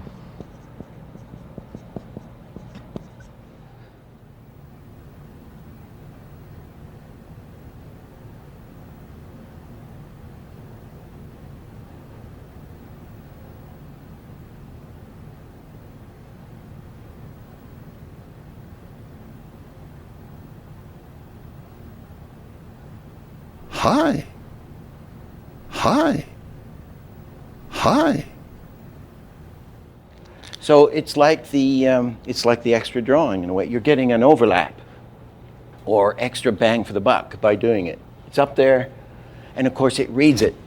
It reads Hi. Earlier. Makes it read better.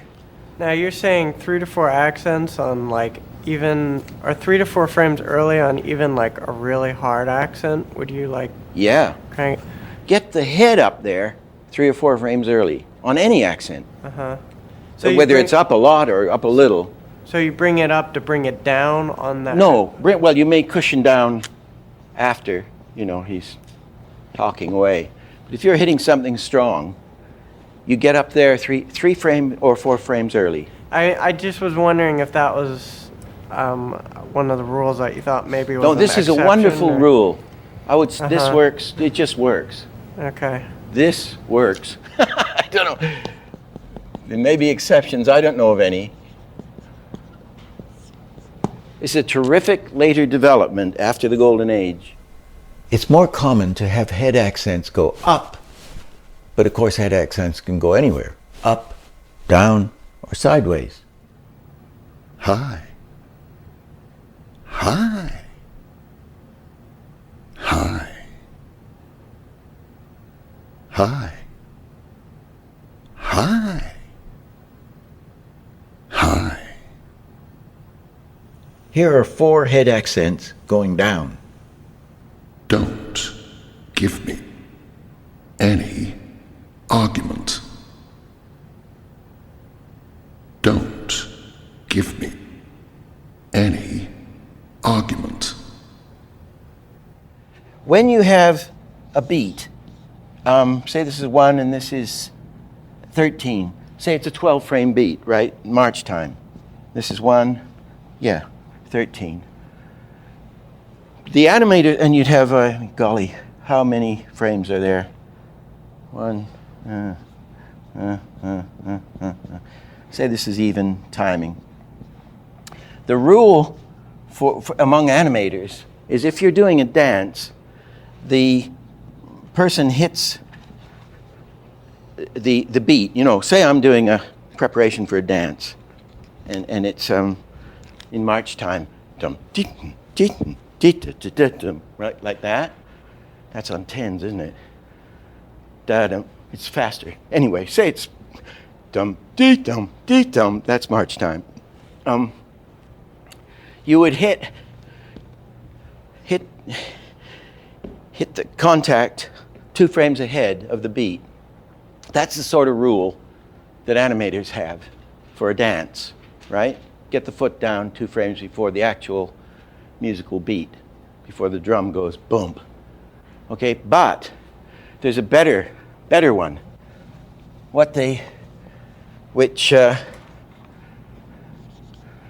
Mo came from the cutting room and was trained with a wonderful editor in England. And he said what they do is they divide it into 3. Whatever the beat is, divide it into 3 and hit it a third of the before the beat. Which is really, in this case, it's like 1, 2, 3, 4, 5 frames. Is that, have I done it right? It's about 4 frames ahead if it's a 12-frame beat. That's the live action rule, isn't it? So I'd rather follow, who knows? Try the live, if you've got a musical track, I certainly would try that if you're hitting a beat. I'd be interested to know, since you're going to be doing a lot of that, I'd be interested to know how that comes out. It's certainly going to work with 2, that's what I always did, but I've just recently learned the live action really good people do divide the beat into 3 and go a third before. It seems like maybe it makes sense that because of what you're saying with hitting the accent of the head 4 before, that it fits, doesn't it? Yeah. It fits that theory. Yeah, it pops you into 3 to 4 early. I've heard that you want to sometimes start the mouth action 1 or 2 frames before Oh, I'm the glad track. you said that. I'll start to vibrate soon. This is leading to something I feel terribly. I can't even say a sentence without getting upset on this one. Okay, now we get onto this terribly emotional thing here. So the mouth is open here, but the head's gone up here, right? And because of this sort of rule, that later, when you've done your animation, you might want to advance the picture 1 frame, or 2 frames, or 3 frames. Sometimes, the general rule is it looks better with the soundtrack dropped back 2 frames, and conversely, the picture advanced. Your picture's 2 frames early. But the thing is, what you do is you animate level sync. For God's sake, animate level sync. And there's only one level sync, and that's right on the nose, right on the spot, right on the modulation, right on the vowel. Do your animation that way, please. Because then that's set. You know, that's your foundation. You then go into the editing room and you decide whether it's advanced 1 frame, 2, 3. I found there is no rule. I mean, Chuck Jones will tell you it's because of the sound in the theater and the physics waves of the distance going back and the sound travels at this speed, and it's nonsense, because why does it work in a closed space? See, why does it? Nobody knows why it's better advanced. It just is better. Frank Thomas did a very nice thing always with his stuff. He would draw the mouth shapes on the exposure sheet.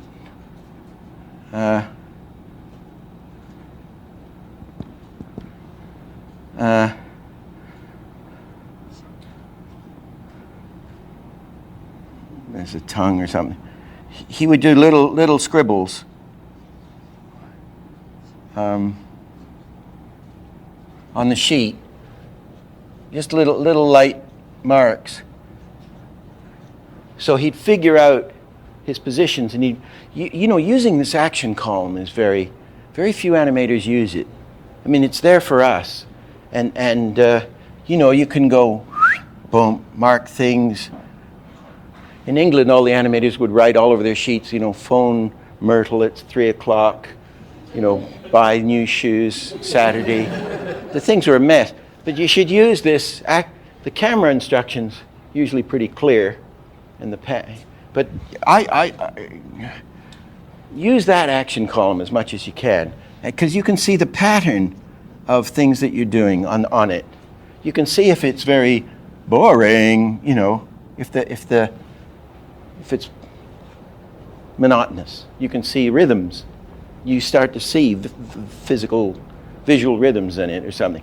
So Frank would then, if he's animating a bear or something sideways, he would do everything on the front, so that he knew he's doing drawing 9, and it's an open mouth. He wouldn't have to think about it. He'd concentrate on getting the mouth attractive, or his whole thing was to be as appealing and empathetic as possible with his work. He'd snuggle up to you in the screen, kind of. And so he had to work at his drawing. He really worked at it. And so he'd do this. It's a clever way to do it, isn't it? You figure it all out first, the technology. You got your numbers. And then he's going to work on his drawings and getting those. That's where the energy's going to go, having done the planning. That's a good way to do it. I mean, there's very funny bits of lip sync, isn't it? Like The Simpsons, very, very funny, this animated thing of the mouth is like this, and then you close the mouth, and there's teeth everywhere, and then you go out to an ooh, like that. And the teeth pop on and off. And it's a cartoony gag. I mean, it's like Matt Groening's Life is Hell drawings. They're hilariously funny. And obviously I love The Simpsons. They're doing it to be funny.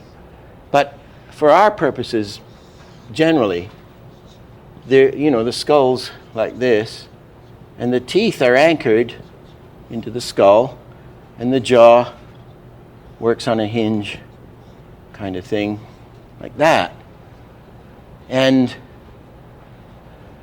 so it's a good thing to remember the teeth. I mean, if I'm doing a realistic or convincing character, anchored, what am I trying to write? Anchored. Top teeth, anchored to skull. So we're not going to pop these off and on unless we're trying to be funny about it. The thing about people's mouth positions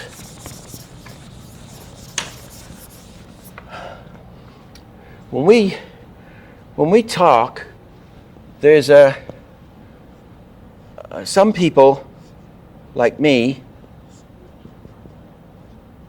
the predominant thing, if I can just, anybody open their mouths just slightly? So, no, you're movie star. This is maybe it's more attractive. You always see it with movie star women and stuff and guys. The top teeth are what reads, and a lot of us, like me, it's the bottom teeth. Your top.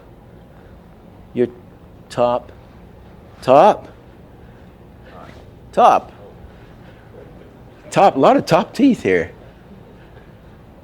Anyway, so, but for general purposes, you know, there's top teeth or bottom teeth. And so when we're animating a character, we want to look at the top teeth and the bottom teeth. This thing about using a mirror, that animators use a mirror, well, we're animating ourselves half the time anyway, and we want to get away from that and into the character we're supposed to be animating. And if you look at yourself in the mirror, what you're doing is I'm looking at the guy with a collapsed upper lip and bottom teeth, you know, whereas 90% of you have the top teeth. You see, so, and if I try to see my top teeth, it's difficult. So you don't want to animate yourself, you know. So I'm kind of anti the mirror business because I would like to get away from animating myself. It's a very interesting thing. You know, I did the animation of the baby most of the way through the picture of the rabbit, and when he's throwing his fit outside the refrigerator, I said, "Why'd you do that goddamn thing?" You know, and he's pumping his arms in the air and yelling at the rabbit, and then he stamps off and gooses the woman and see my tray or whatever it is. As I was doing it, I thought, this is very interesting. I've seen, you know, I'm right in the middle of animating it. I said, but I've seen this guy somewhere recently. I've seen somebody doing this. It's very familiar and very recently familiar. And I'm going through it, and I suddenly realized it was I got double taxed by the English government, or as they were trying to double tax me. It was me freaking out in the kitchen that morning. And it was exactly what I do. You know, Jesus Christ. It was all the actions. They were mine. I was just animating me as a shrunken Elmer Fudd baby. You know. So we're projecting everything through ourselves, but these great actors can take any position, you know, they turn into any, you never know who they are half the time. So as we want to get our range into the characters, for God, we want to get away from ourselves, isn't it? We're using ourselves as the conduit to do something else. If we're skinny, we're trying to draw a fat man. If we're fat, we're trying to draw a skinny man. We don't want to look at ourselves in the damn mirror. So we don't, you know, our creatures are either this, predominantly this, or this, or this. It's very rare that you get somebody that has both top teeth and bottom teeth working. And the most wonderful voice I ever worked with was Vincent Price, who's absolutely fabulous. He's got half the time he's talked, keep away from Marie Antoinette. And he said, and I just think, oh, stop acting, Richard. We know you love to act. And then he just starts talking with the whole lot. So you have bottom teeth featured, top teeth featured, and then he goes into both sets. It's absolutely marvelous. And then as he got older, he had these big jowls as well. And the face was amazing to work with. And so you had all this, but the other thing about him was when he turned to the front, you don't see it on the film so much, but in a restaurant with him, the eye is like a fish. And there's these teeth here. And then the throat. It was fabulous to work with. You had all this material to work with. It was just fabulous. And of course, terribly clear words and articulation. And I said to him in the restaurant, because his face was very, very odd, which is maybe why I was in the horror films. The face was very wide from the side, and then he flipped to the front, and it would go like this. And I said, my God, your face is like a fish. You know, it's so... He wasn't very pleased, but he was very funny about himself. I might just tell a Vincent Price story. When I went to meet him at the hotel to give him the script for the recording, and I went to the door, and very nervously, and the door opens, and he's like way taller than I expected. The head's way up here, and it was all legs. His legs were sort of up at my head. So he was like a marionette where you have the string up the back. It was all legs going up like this, and he looks down at me, and he says, "Hello, Richard. Come in. I'm a friendly monster." So, and then I sort of, which way do I go? I was standing there, and I was going to go this way into the sort of living room, and the hotel. But this doorway's open, and this is what I see in the doorway. I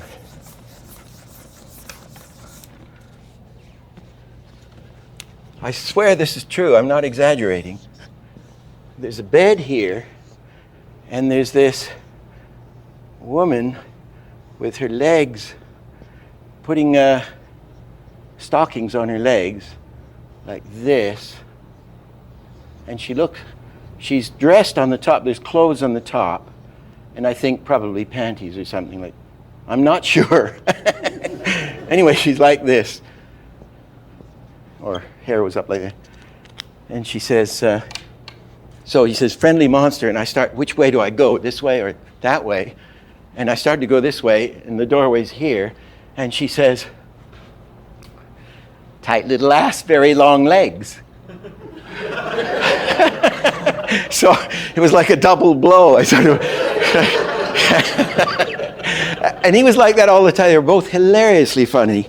Anyway, he was all like that. He was a marvelous guy, and wasn't interested in money. And I paid him well, but I mean, he didn't give a damn, and he was just a terrific ham. He said, "I'm 100% pure ham.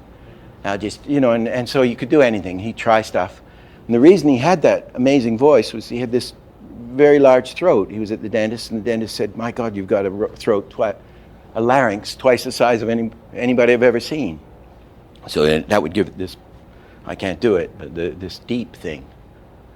So that was fabulous to work with. Now the secret of, I don't think I need to draw this first anyway. I'd like to, let's swing it around. The secret of dialogue in animation, and probably in animation certainly, is this. And it was taught to me by Milt.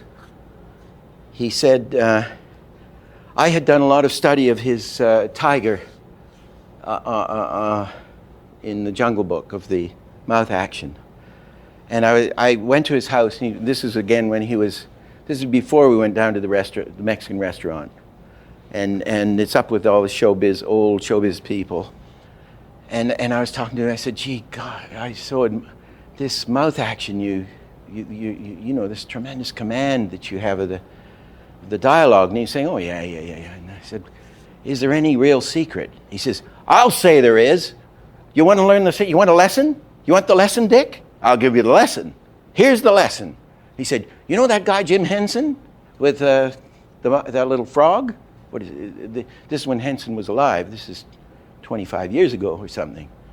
And the Muppets were a big hit. And he said, with that Kermit the Frog, that little thing, he said, he's a genius because he understands what no puppeteers did before. If you see Kukla, Fran, and Ollie, it used to be on the television in the 40s, 50s, rubbish." He says, and it's all like, what's that stuff? they have in England where one hits the other. Punch and Judy. And they all go, and it never works. And he said, and they just stand there and they go, blah, blah, blah, blah, blah. It doesn't function. And he says, here's Jim Henson. He hasn't got a third of the materials to work with that we have, with these goddamn lazy animators we've got, you know. He says, and he's doing a better job of lip action in his rough way than we are. Now why? He said, I learned the secret when I was doing Song of the South. And I had this, the fox is going to skin the rabbit alive, or he's threatening the rabbit. And he says, he does this. He says, I didn't move the mouth. It's a, let me draw it here. He says, I've got this fox, and he's here, and the mouth is, the teeth are like that,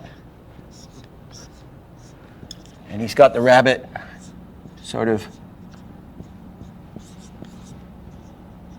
on the end of a pole. I think he's got him tied up or something, and he's got his, I don't know how his hands are, he's pushing the rabbit, maybe he's pushing into a fire or what. He said, what I did was this. I'm gonna skin you alive. He said, I hardly moved the upper lip, it's just teeth. I'm gonna skin you alive. So he said, it's obviously not in the lip action, because I'm gonna skin you alive. He said, the secret, Dick, is progress the action. Go somewhere. He said, that's what this genius, Henson, is doing. You watch that little frog, or any of the others that he's working when he's doing it. He said, he is going somewhere. He's either going back, sideways, he's down, up, imploding, explode, whatever it is, he's going somewhere. Right? And he says, and somehow the lip, just the opening and closing, he somehow gets it pretty good. And he says, we can't, you know, our lazy guys, they don't know this. Progress the action.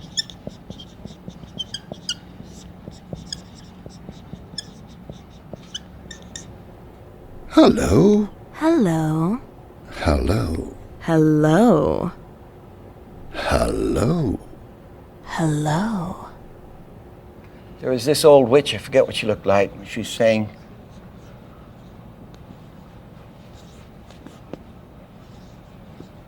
she had her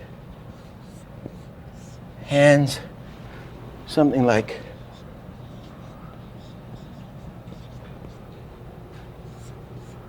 an Italian waiter.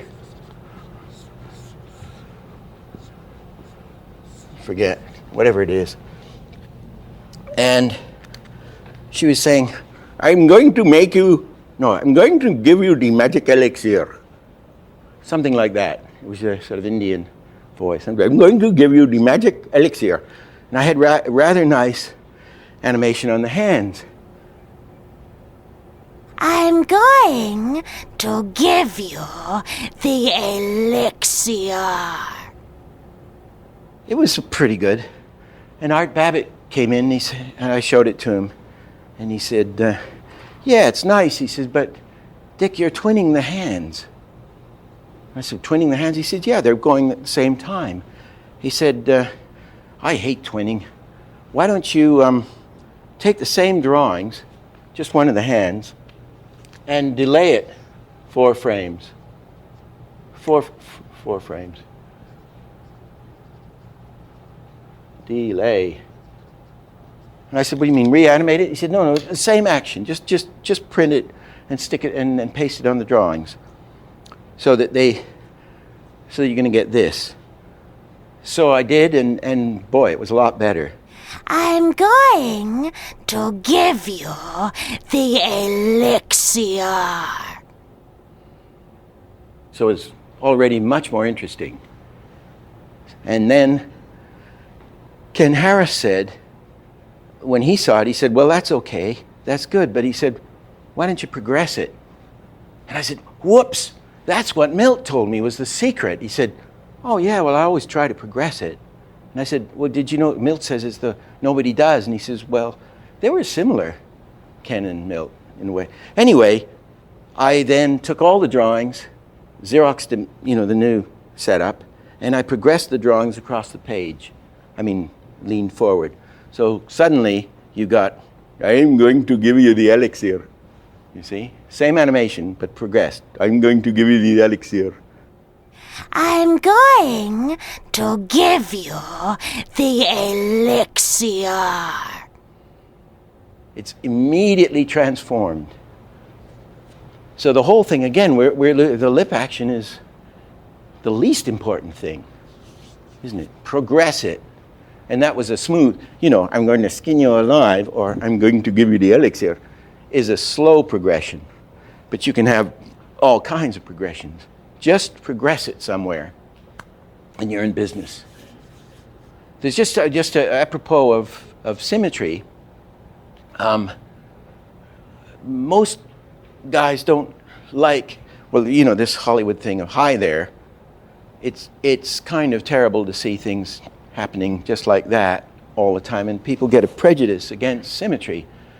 And when you do I often go to a life drawing class, and there's a woman standing there just waiting for the class.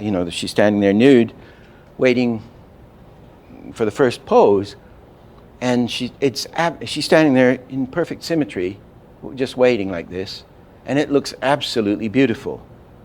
And somebody says, well, what'll the first pose be? And then somebody will say, well, it's a bit symmetrical. And the woman will say, oh, is it? Oh, well, I was just standing here. And he said, can you lift up one arm? Okay. She lifts up one arm and said, well, that doesn't look too good. Can you turn the head? So, well, that doesn't look too. Maybe if you move the foot. And of course, all this is dead. What she was doing was standing in a natural symmetrical pose, which is beautiful, right? So they've screwed it up right away. Because of this insane, somebody must have written a book somewhere in 1900 or 1899 saying symmetry is bad.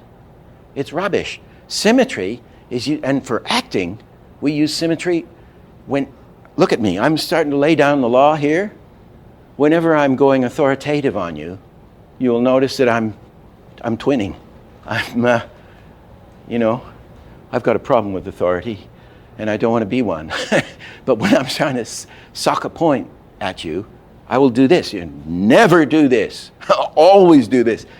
If you see a preacher, any of these guys on Southern Baptists or whatever they are, the TV, when they're talking about, I saw a guy giving a sermon, and it was, you will rise to heaven, and you will, if you do not do this, you will go down, down, down, down, down. And then they break it. And you will go up, and you will go down, and all will be seen to be the truth, or whatever it is. We turn the pages of the great book, and there's the record of your life before you. Bad, bad, bad, bad, good, good, good, good. And then we close the book, and down you go, or up you go. So symmetry can be used terribly powerfully, right? You must not be afraid to use symmetry, especially for authority. Somebody in the break asked me, which is a very good question about lip action. What do you do when somebody's talking very, very, very fast? I can't do it. I'm not the pheasant plucker. I'm the pheasant plucker's son, busy plucking feathers till the pheasant plucker comes. They're saying very, very fast, right? If it's the same thing, you would still hit. I'm not the pheasant plucker. I'm not whatever the accents you can get, you'd hit those, and you'd have to be on ones for us graphic animators. You'd have to be on ones, obviously. But you still want to follow the same rules of hitting just the main things, fortune, because it'll just look like a bee squirming around on the mouth. Otherwise, you want to get it and follow. It's just exactly the same principles of hitting the accents and everything, and phrasing it and progressing it, and you're just doing it faster. The only thing I'd add to that is that you would reduce your body and head accents by around half, so that they aren't flashing around all over the place. And for fast mouth action, it has to be on ones. But still progress it, still phrase it, and still accent it. In the next session, we'll be looking at directing and performance.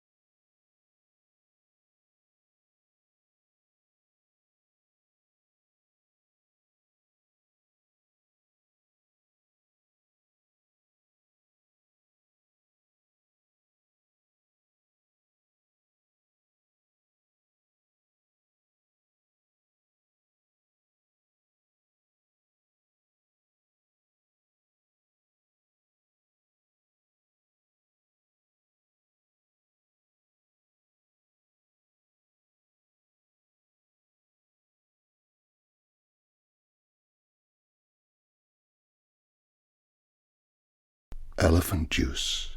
Elephant juice. Alligator shoes. Alligator shoes. Colorful.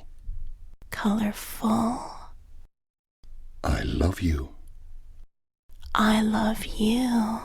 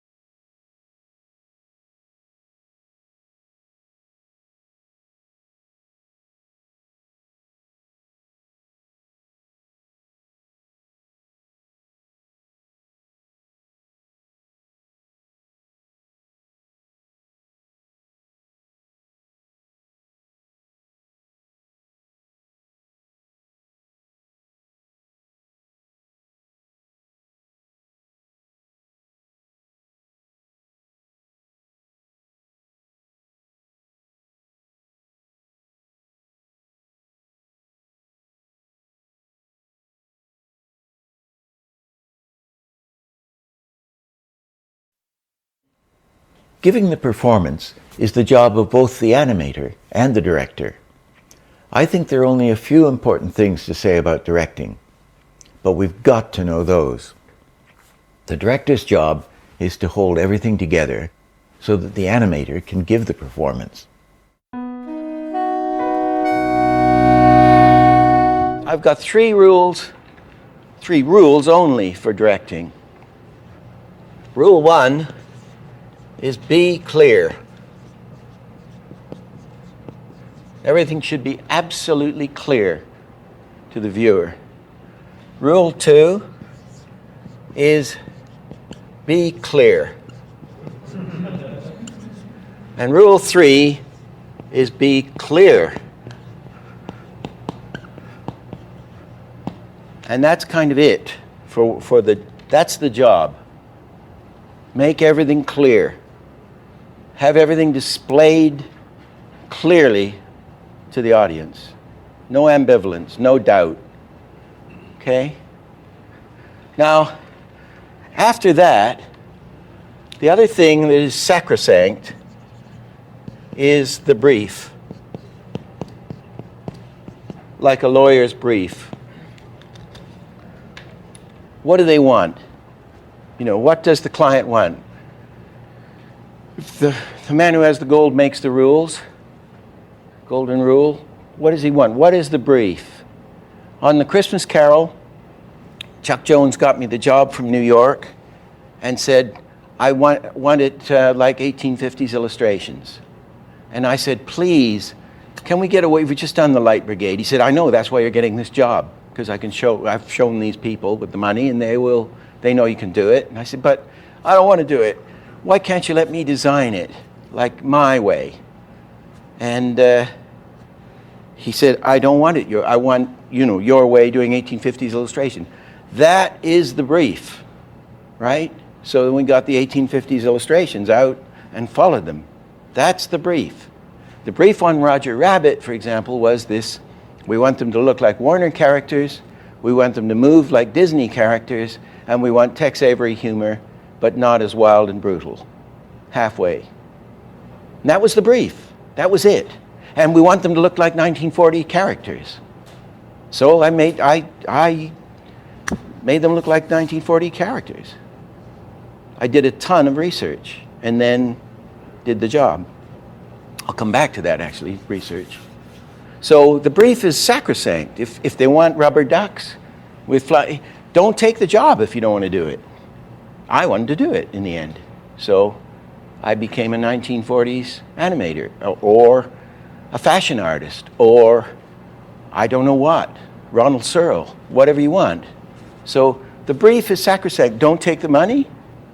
I learned in advertising, when in doubt, when you're trying to draw the character for the film, if they haven't got it designed, I just draw the client. And they say, oh, I like that. Or the client's wife, if she was around, or girlfriend, or boyfriend, whatever it was. So that's the brief, isn't it? You're working for them. Your job is to make them look good. I had some, you could say, almost friends in Chicago, very nice guys, advertising men I used to work for. And one of them said to me, this is after about 15 years of work, he said, gee, Dick, you've been making me look good, he said, this art director who ran the agency. You've been making me look good for 15 years. And I said, that's what the job is. You're to make the guy with the gold, or the client, you're to make them look good. You're servicing them. So I think the director's job is to follow the brief, even if he's one of the ones who set the brief up. I mean, Chuck Jones sets up rules for himself, he always said, and he would just follow them, very tight rules. And for instance, on the Panther, I think I said, we can have the Pink Panther with one prop. I think it was one prop. So if he was going to do Charlie Chaplin, we could have a hat, and then you have to use the tail as his cane. Maybe it was two props, I'm not sure, but we couldn't load it down with props. So you skinny everything down to whatever the brief is and stick right in there with the brief. That's my view. Which leads to research. My mother being a commercial artist, and we're all commercial artists, right? If you're in the industry, you're a commercial artist. And you try to get your own, well, you can't help it. You can't help getting your own personality in the work if you do it well. Something happens. People could always tell my work, although it was in these different styles, because something happens in the execution of it. In the way you do it is you. The other thing with this research is that what I always do, and I do it with my own work, is because I saw my mother doing illustrations for magazines, and say she's got a woman driving an old Ford, out would come the file of old Fords or cars, 1934 and 6 or whatever it is. Out would come the costume file on women in motoring gear, and she'd get all this stuff, and then she'd do she had all these references. So I assumed when I went into the commercial world that everybody would do this. But no, they do it on movies a lot, but the artists tend not to. They're trying to be creative. And so when the rabbit, I just do a ton of research, and I get all these, I do no drawing. Even on my own stuff, I get as much reference as I can. And if I've got, depending on how much time you got, you may only have 2 days. But I'd paste them down on big boards like this. And I paste everything I can down. And so I was getting all the Tex Avery printouts and stuff out of ripping magazines. I tear books to pieces. I don't care about the book. I want it in the film. Stick them down. So I'd stick them down with magic tape. And I'd have all this stuff. And on the rabbit, I'm sticking everything down, Warner Brothers and this, that, and the other, and stick down for like a couple of months. Trying to get a handle on this thing. And I remember hearing the Disney producer on the phone to Hollywood, and he said, this guy Williams, no, it's Richard, I'm Richard. Richard, we don't know what to do about Richard. He's still he's still cutting up magazines. He hasn't done a single drawing. I don't know what to say. I know I tell him to draw, but he keeps sticking things down. So then this guy's on the firing line, his ass is, I've got to make him look good too. So I'm still sticking down. So what happened was, I remember I fell off the plane at ILM one time and just sat down and drew. Stephen they wanted to see their Baby Herman. I just drew Baby Herman. And he said, that's it! Well, the reason I just drew Elmer Fudd as a baby. And there was no problem. He said, well, you got that one. And then for the rabbit, I combined, the rabbit was Frankenstein. The head is a Tex Avery head, you know, with the hair, Bugs Bunny's cheeks, a standard cartoon thing. It's a shape like that. Brer Rabbit's feet, Goofy's pants, Porky Pig's bow tie, Mickey Mouse's yellow hands from 1936, whatever it was. I carefully only had one tooth. I made him a little more neurotic looking than but Tex Avery did that.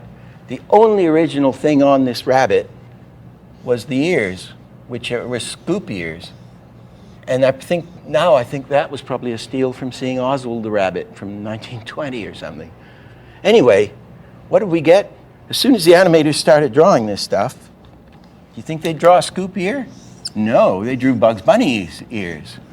Immediately. I said, for Christ's sake, the only original element in this whole Frankenstein item is the spoon ears. At least that's original. Maybe. The advantage of doing this research is when you do have to draw, thump, you're there. Because you've programmed yourself, however short or long time you've got. And the other thing about doing drawings right away, which is what everybody does, they just sit down and start doing, I'm going to be creative. I'll explore this thing. You can't, they always say kill your babies. It's very hard to kill your babies, especially if it's a nice one. And you've got all these fancy drawings. You start to fall in love with what you're doing. You want to save your work. It's a natural human thing. But if you're pasting down other people's work, you can be brutal and ruthless. And then cross things out, throw them out, tear them out, and get the selected ones. And you can also go up to the client, whoever it is, and say, which of these do you like? Which rabbit do you think? I don't know. That one. So you put a circle around it. You sure you like that? Yeah, I like that. I like the look of that. What about this one? No. So they can do that for you, and you can do it for yourself.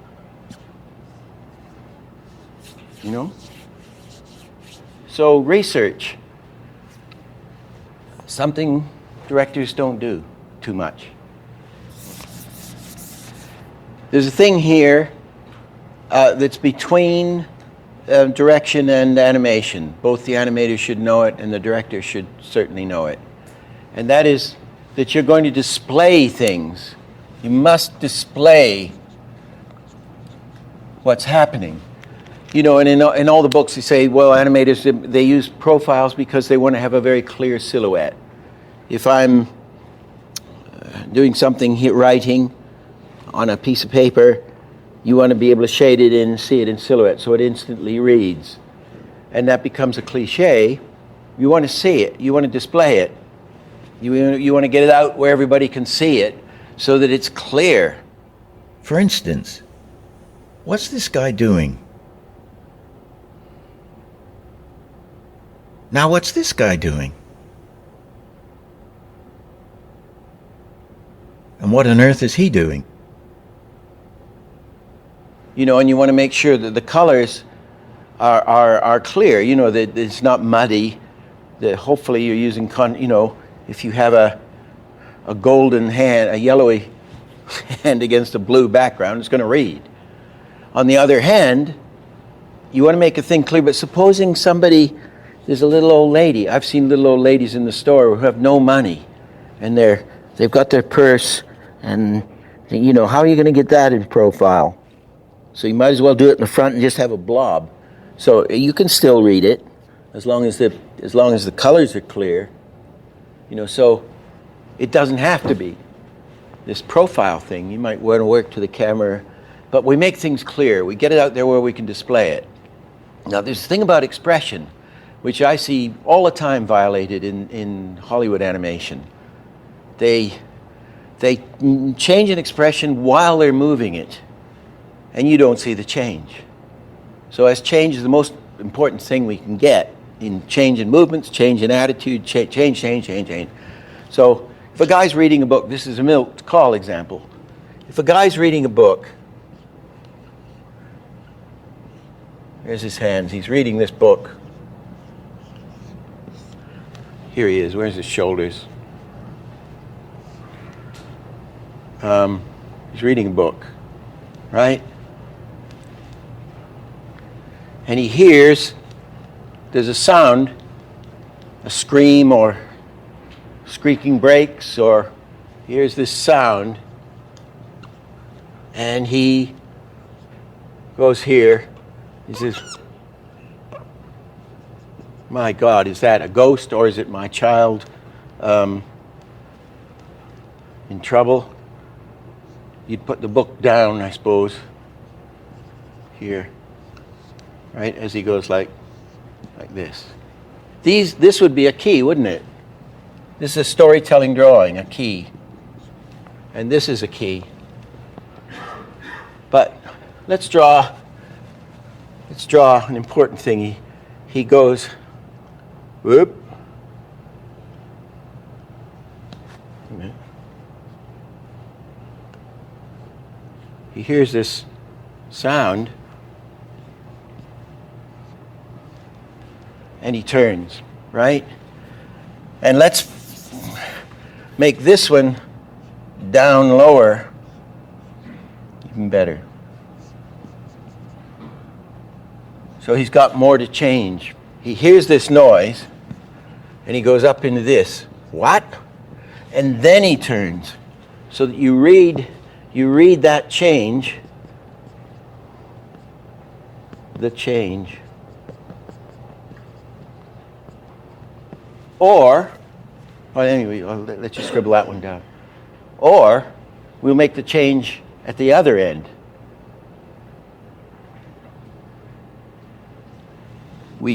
We could have him turning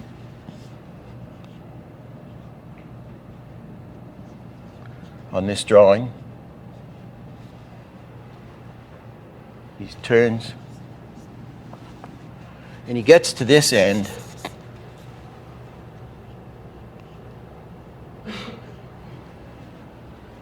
A minute, let's get him to this end.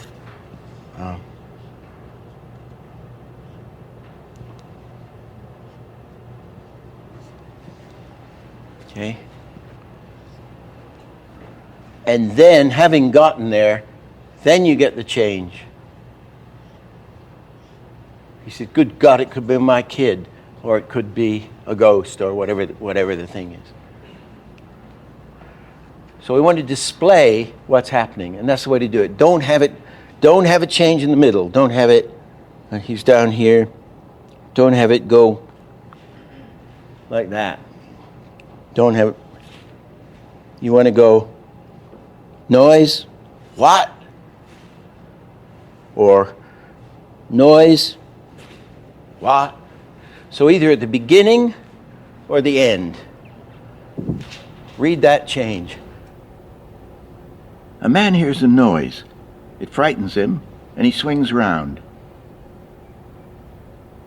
Don't put his expression change during the move, where we can't see it.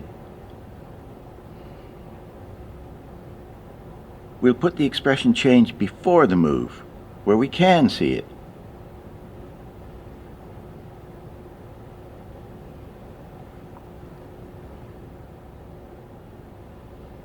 But to make it stronger, we need something to change from, something opposite to change to.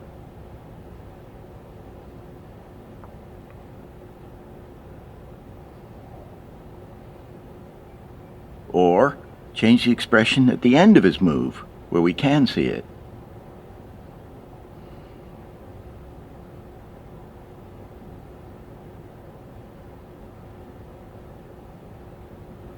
Either way, Put the change where we can see it, not during a broad move. That's kind of an important acting thing. I don't want to. I see so many bad examples, so many examples of this that it's not done. They're trying to get the change in the middle and think you're going to see it, and you ain't going to see it. The audience can only take in one thing at a time. The director and the actor should only do one thing at a time. And when we animate, we should only animate one thing at a time. The big mistake is to try to do everything at once. If you watch really good actors, you can see they only do one thing at a time. Now let's go back to our expression change on faces, which we've seen before, and see how effective it is when you do one thing at a time. It's fast, but you read it, you feel it. Watch good actors. Their expression will change one part at a time. Their eyes widen, nose might crinkle, the mouth drop. One thing follows another.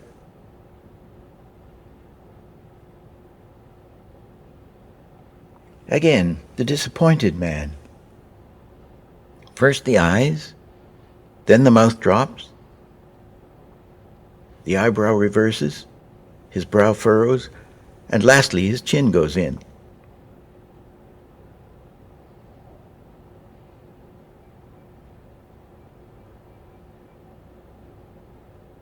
Take a bit of fast action. If the poses are clear, you get instant read. With fast action, you really have to use clear silhouettes to see what's happening. These are the poses I did for a fight scene. Every pose is clear.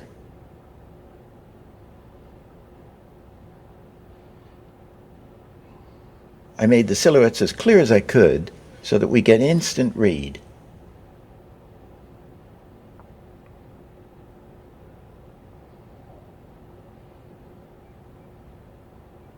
When it's fully animated and it's much faster, it's still clear what's happening.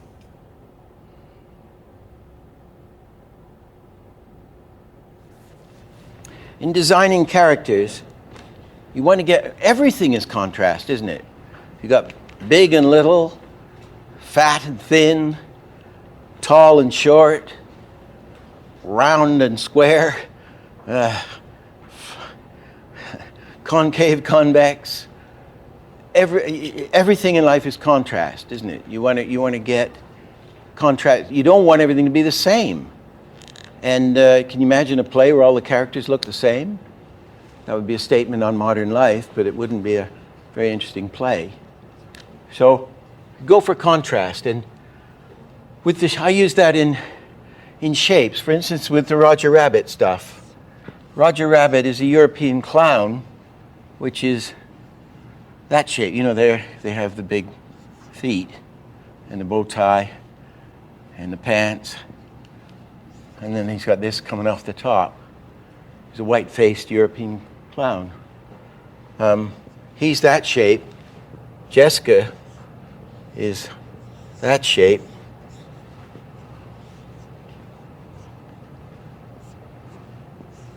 You're not going to get them mixed, even though he's red pants and she's red dress.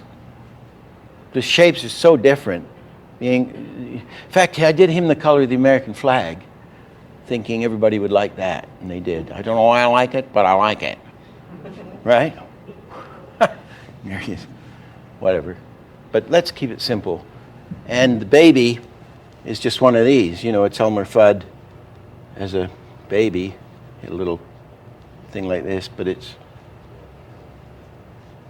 Elmer, little round things. He's sitting in his leg, PP, you know, the little, whatever. You're not going to get those shapes mixed up. The weasels were sort of that shape, you know, with a hat.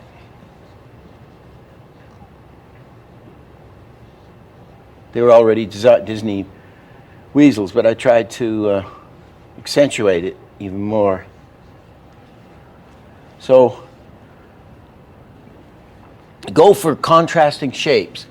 And one of the wonderful things he did in The Lion King, I thought was a wonderful example of the different voices. You could never imagine that one voice was the same as it. You'd never get them confused. They had a wonderful separation of voices. You want to separate the shapes and characters.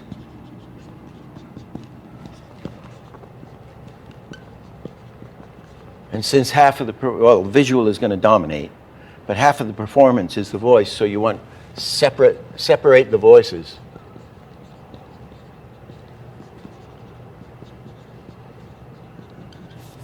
Tom and Jerry is a really good example. You know, you got a little guy. It's just big and little, basically, isn't it? It's a little mouse, however he is, and the other one's this proportion.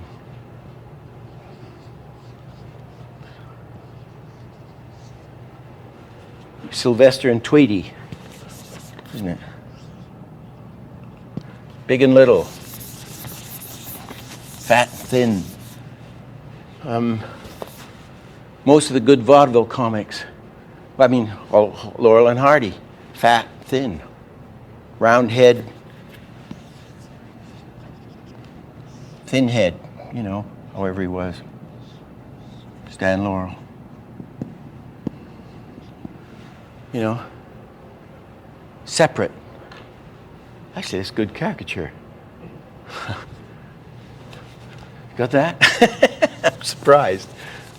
So you get the theory, anyway, and people don't do that very much. So we're going to contrast voices, we're going to contrast sound. Right? So they're very contrasting. Everything must be very contrasting. We're getting the contrast of the concave to the convex, or the big to the small, and we have the contrast of the voices, and we have the contrast of the colors, and we have the contrast of the speeds. Put them all together, and you get a wonderful effect. People don't think of it. Okay? However, whatever the design, the movement always dominates. This old lady looks like an anatomical road map, but she's really just a standard old Hollywood pear shape.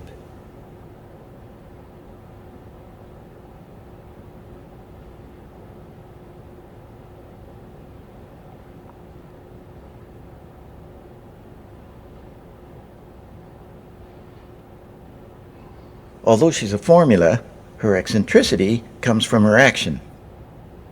The movement reveals her character.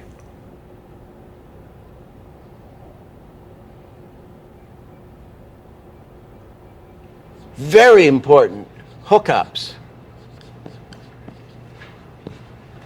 Hookups. In live action, if you take these amazing Busby Berkeley extravaganzas with Fred Astaire or 100 women with feathers and diving into pools and stuff, they will do these long sustained scenes, and they'll have a dancer, Ann Miller or something, out in front doing these things, and they will hook up. They will come to the end of the scene, and she'll go bump, and she'll get ready for this bump, and they'll cut to the next, almost sometimes quite a close, similar angle. She'll go, and she'll complete the action, of course, bump on the next frame. You know, they'll obviously shoot it, bump, and then they'd intercut, so it works, and they'll slam a drum beat or orchestral chord on it, harsh sound, bump, and they'll change the entire background, you know, or the angle, and these things like Swing Time or Going Down to Rio or whatever it is, these musicals, especially the black and white ones and the Busby Berkeley ones, they hook up these enormously difficult scenes in a most brilliant way. And you see in animation, they don't hook it up at all. A guy gets a scene, the director gives the animator a scene, and the character's here. It's a rabbit or something. It's like this. And they'll cut to another angle when the rabbit's going with his arms out.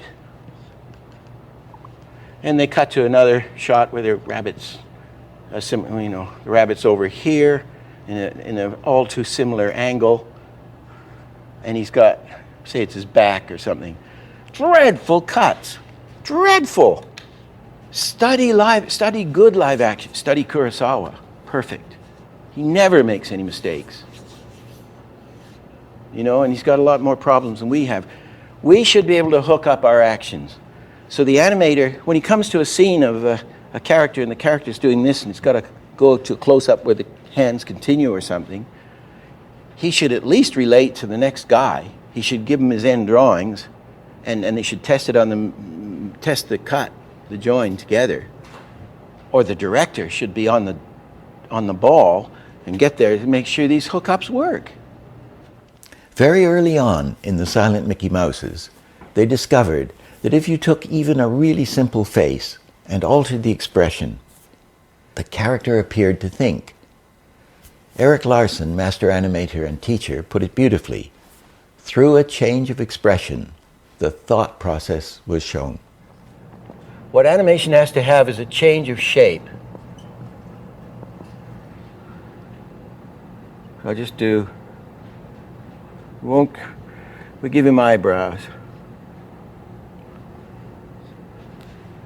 And it says that the subject gradually lowers his brow into a frown. So everything else on this drawing should be exactly the same, trace back. Or all that's moving, let's make it curvy, maybe it's a little better. That's a bit better. The subject lowered his brows into a frown, paused, and then lifted one brow. Okay, let's do that one.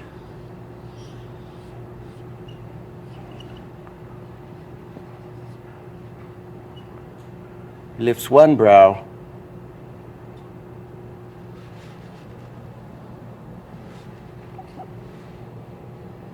These are meant to be all exactly, except for the brow. Lifted one brow and glanced to the side. I'll just move the eyes over so that it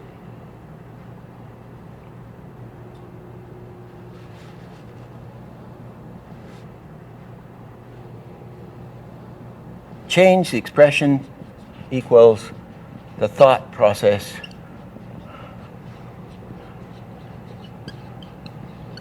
is shown. You change, you get this change, and it shows the thought process. They all say the most exciting thing in animation is seeing a character thinking, isn't it? And you feel, is it Doug you're saying, you, my God, goodness, I'm God. You actually control the thoughts of these squiggles or whatever they are, images. And you have a character thinking. I mean, when I was working on The Thief, who was a very slow-witted creature, it was so stupid. You could see him thinking. It used to just kill me. But I would show him thinking very slowly. Let's put in a couple more drawings in here. Put one in here. Talking about passing position. Is there an interesting passing position to put in here? Let's just get the face here, which might be an anticipation, because he's saying, okay, the guy's going to frown. Well, what would the anticipation be? It's going to be the opposite. So what we do, the eyes are exactly the same. You just do the opposite of that. Right? You can now see where maybe we don't want all the stuff I'm going to put in, but I'm showing you how to put in more. Like the eyebrows go up, which is an anticipate, to the frown.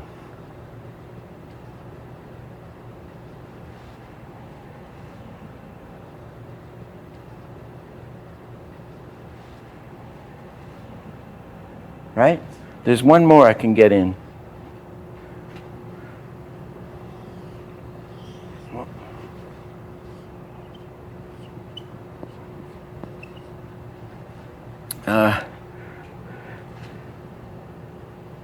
Everything else the same. It would be, this is now down here in a frown, and it's going to go up. Well, what's the opposite? Obviously, why don't we just go down, do the opposite, which strengthens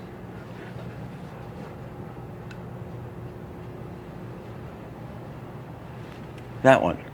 And then you just move the eyes over.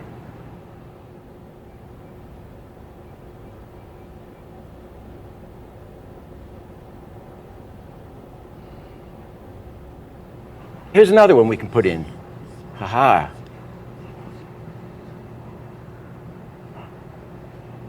Well, let's not. As you demonstrated, with the thing, he's looking from one place to another. There's probably going to be a blink in there.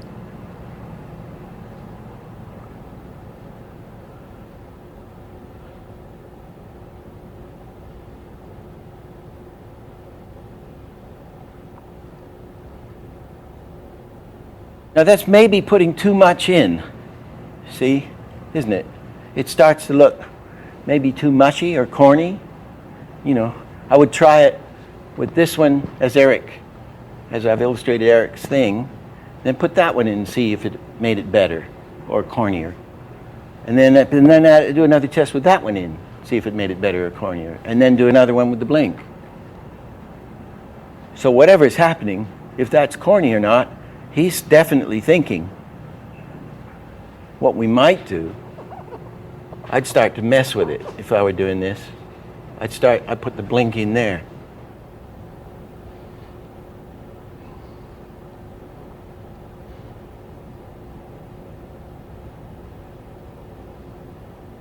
So you get all this different thinking with it. Change.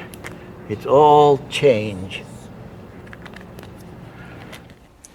The eyes, like walks, tell us the story. When we look closely at someone, we watch their mouth, but we read the eyes.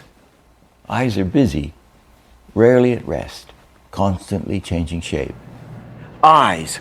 I'm not going to do anything much about eyes, except that we know there's the brain, however it is, and the eyes are the visible part of the brain, right?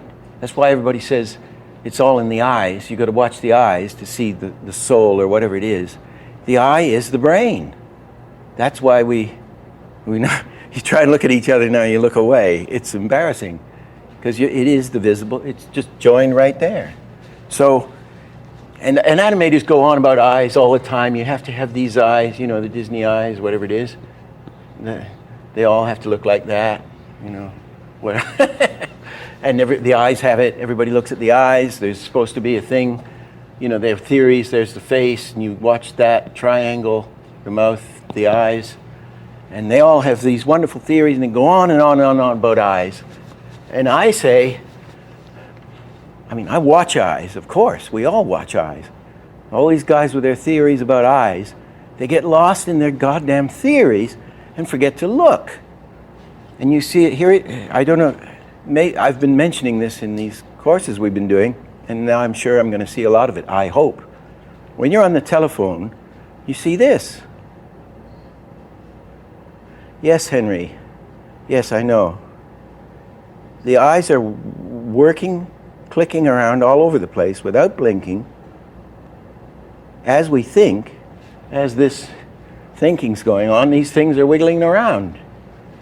So please animate the eyes. And it's very different. People do it very differently. Our eyes tell the story. We watch the eyes more than the mouth.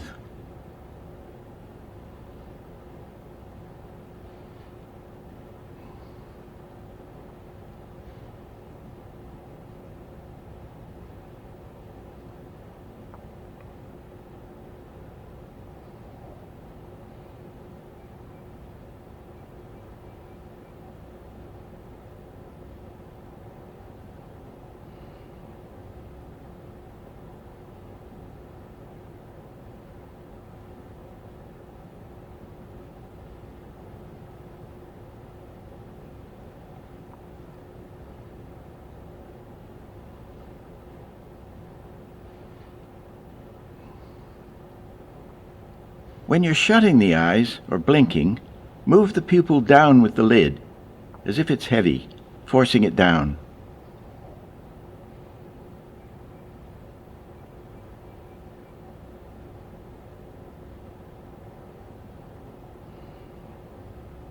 When the eye revolves, it's good to distend the pupil to show the form.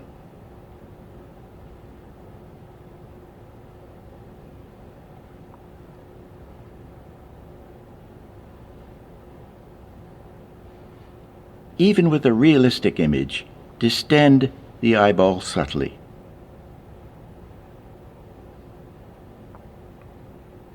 And again, very slightly.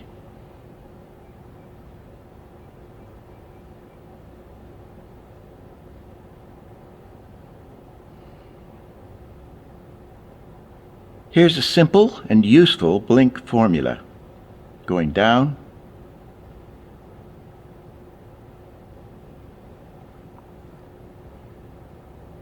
and coming back up.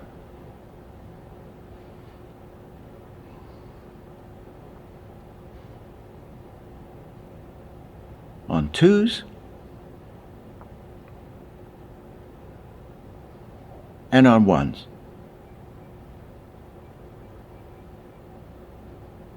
If we put the blinks out of phase with each other, it appears drunk or stupid. Here's a variation.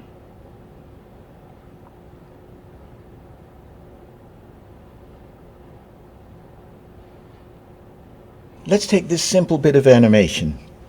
The eyes say as much as the lips. The blinks of both the man and woman aren't complete. They only go part of the way down the eye. I love you. I love you. I had a question about music and animating to music. And on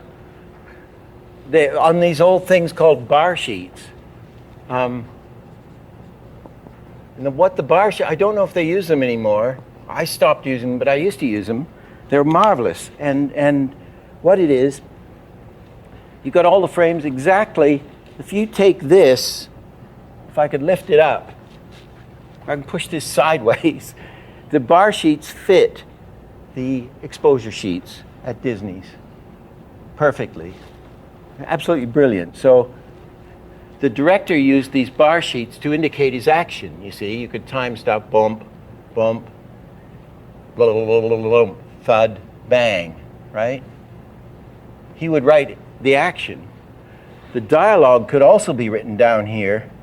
Go and never darken my door again. Could be filled in here. Then they would have for the composer, they would have the music. They'd have what do you call it? Graph, music graph on it. And the guy could write his music, his main music line, or his melody, at least, along there, which would fit the things, see? So then if you were doing an elaborate piece of music, you could take the bar sheet, fit it on the side here, and write all the information down there.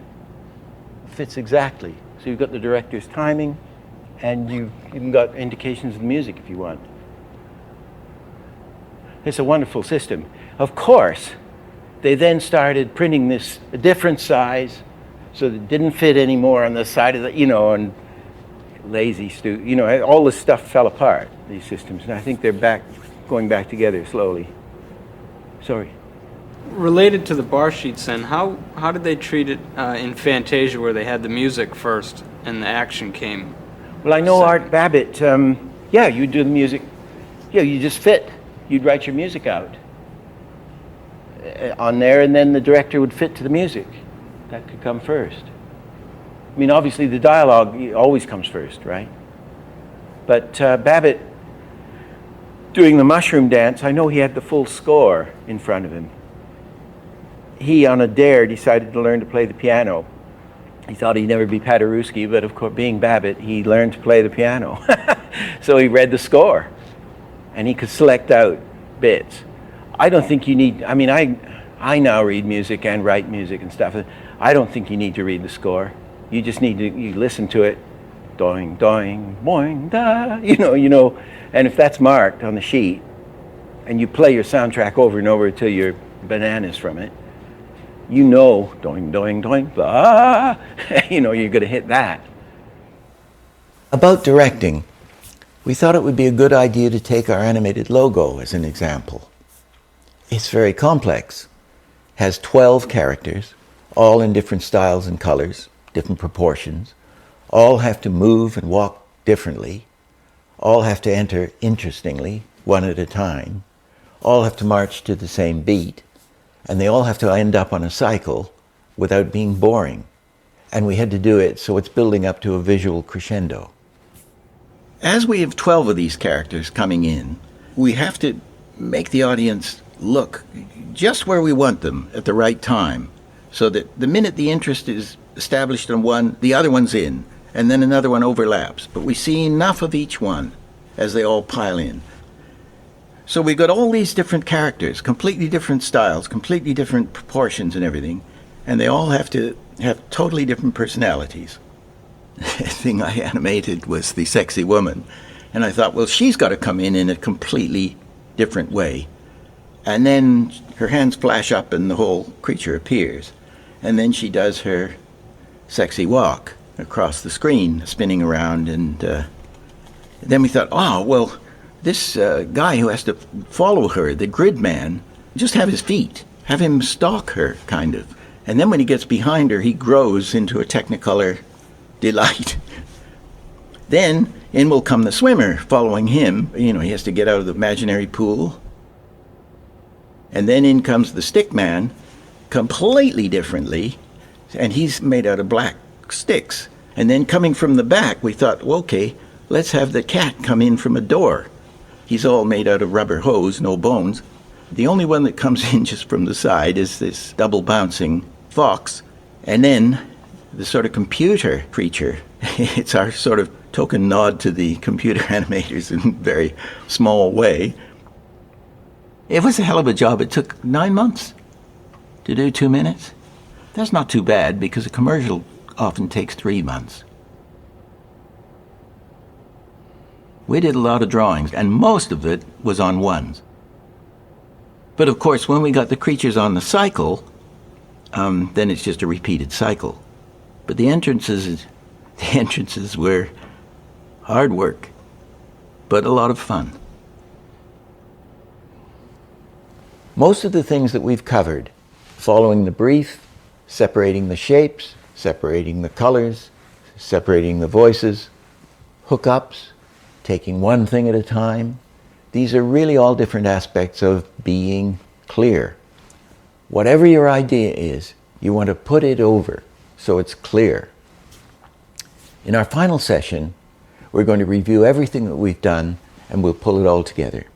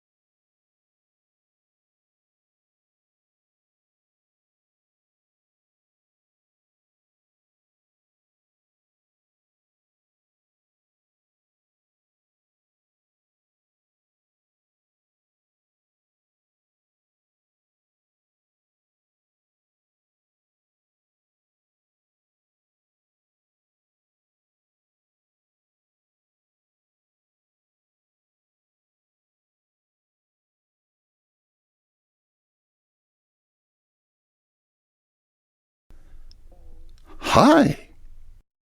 Hi. Hi.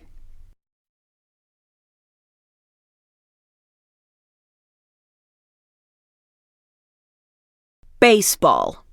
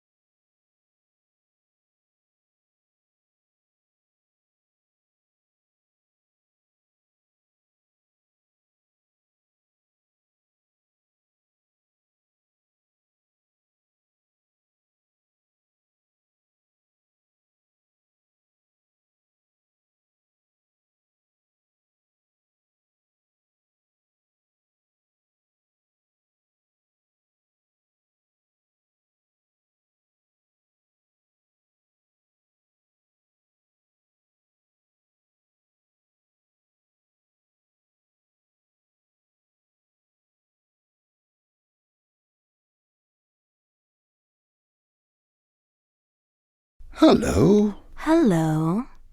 Hello. Hello. Hello. Hello.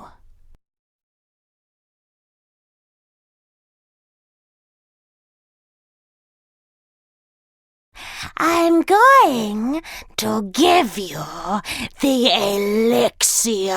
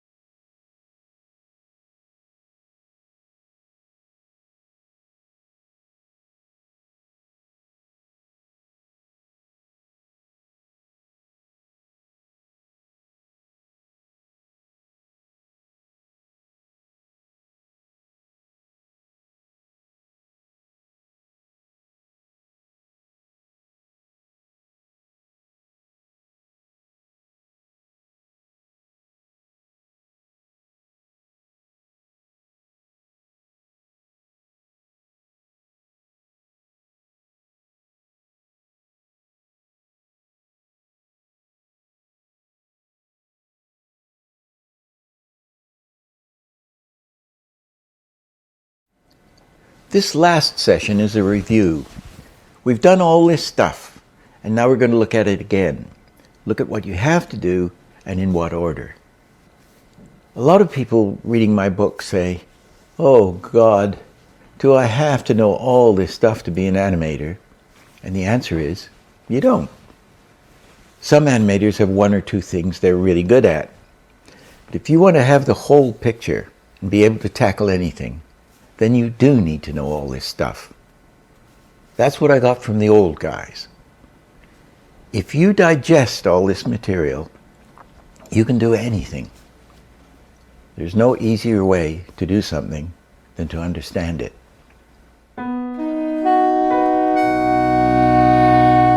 We'll do a review of the whole process now. Review.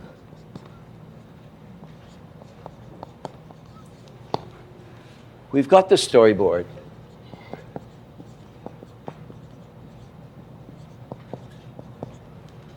And probably the rough designs, isn't it? Designs, they've probably got something designed. These, I'll put question mark. It could be very crude, the storyboard. And then we shoot a Leica reel or an animatic. Disney's, they called it the Leica reel because they used a Leica camera, or animatic, which is the storyboard shot with sound in time. So if you've got a 30-second sequence, you're shooting all these little pictures, and you can see, and you get that so it reads, so you feel comfortable with it, right? Then the animator gets it and starts doing planning drawings.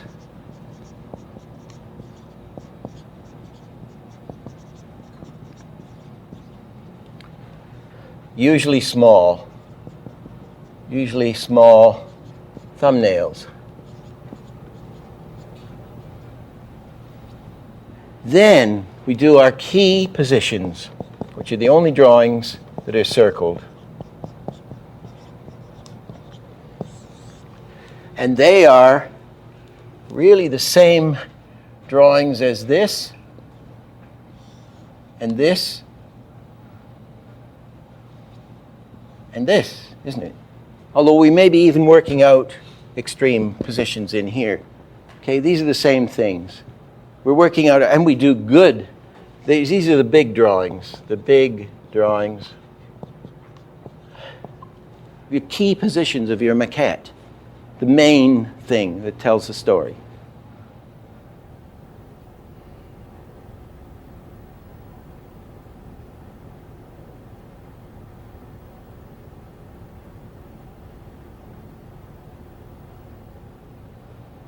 Then we put in the extreme drawings.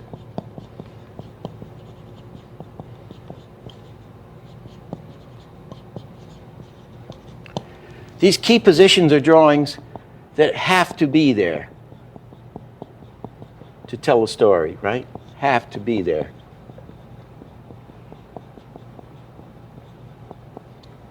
Then the extreme drawings, like the contact of the feet, any drawings that have to be there in order to get the guy over, right? Any other drawings that have to be there? Any other drawings that have to be there? Usually, contact drawings.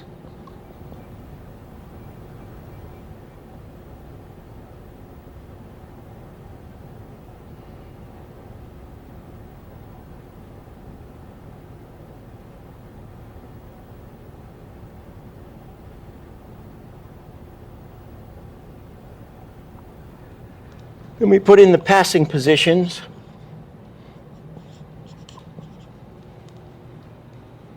Which are the halfway points between the step, if it's a step. The passing position would be the one in the middle.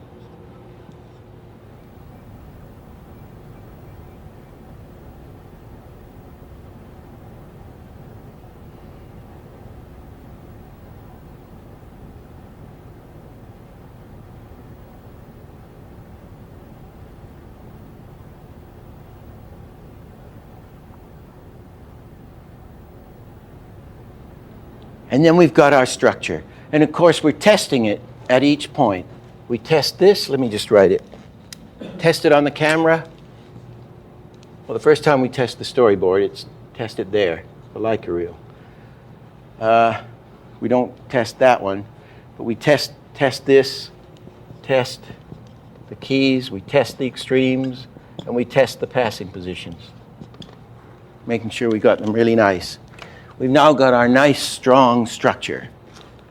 And then we're going to go into animator land, having got the sense of the scene. Everything reads, the director can see it, you can see it, your grandmother can see it, and it's all clear. Then we go in and go in a straight ahead,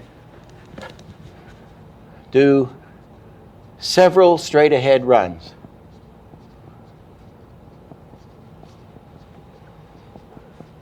Ahead runs.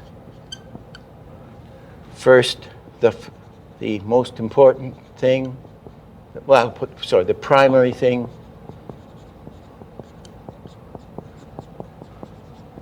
The secondary thing. The tertiary thing. And the fourth thing. Any other bits.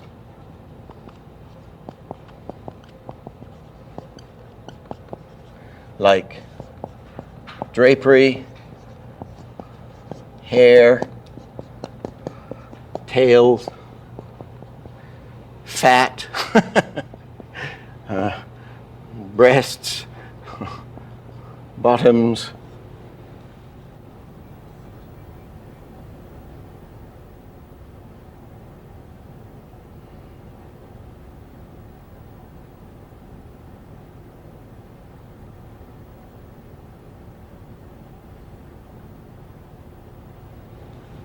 Okay? And that's our method.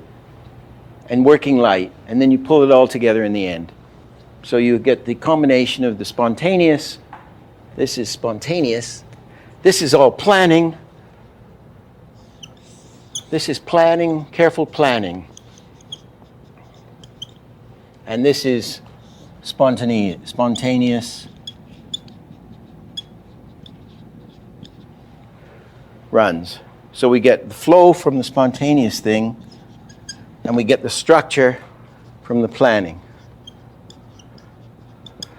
And if this sounds too cold-blooded, it is. Because if you take the most emotional animator, everybody says, that could handle the most emotion, the most successfully ever, was Vladimir Tytla, Bill Tytla, who did Stromboli, isn't it? Night on Bomb Mountain, The Great God, and the tiny little Dumbo having a bath, and Dumbo going to see his mother, that wonderful sequence where the mother's locked up and the baby elephant's outside and they sing Baby Mine or Don't You Cry and all this stuff, which brought audiences to tears.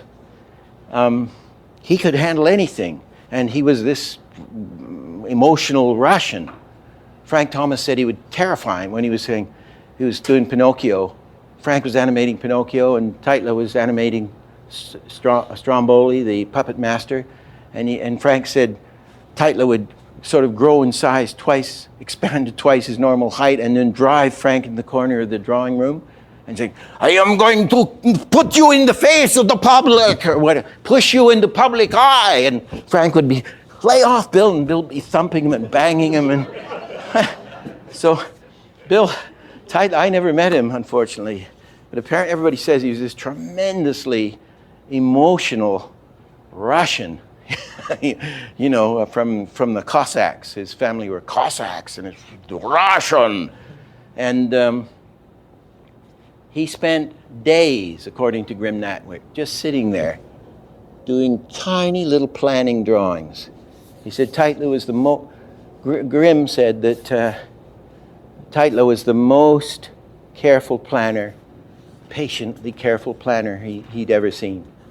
So here's this guy who's going to do an emotional eruption of animation, either big or small, or I mean, wonderful. And he figured it all out in these little drawings. And then he'd go into the bigger drawings, and this stuff would just come out. We've seen the procedure for making the soup, and we've got it in the correct order. Now, we'll list the ingredients illustrated with examples from previous sessions. We are using, to do this, we are using good keys output. Good keys, okay? To get, so for clarity,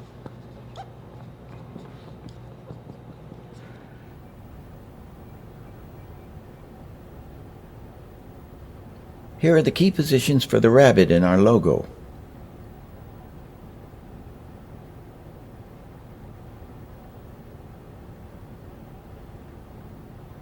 we are using weight to give our characters weight. We know how to do that.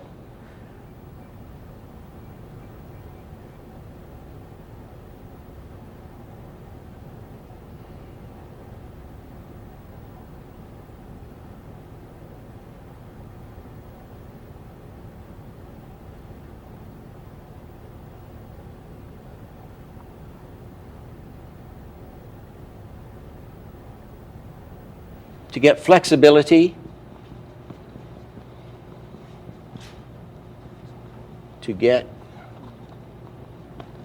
flexibility, we're using overlapping action. Overlapping action is where one thing follows another, one thing at a time. Actions unfold.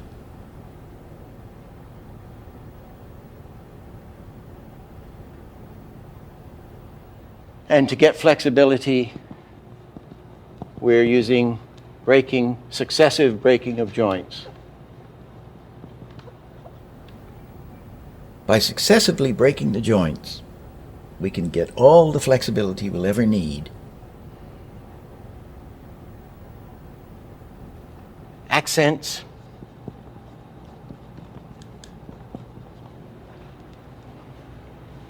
Body, head, hands, feet.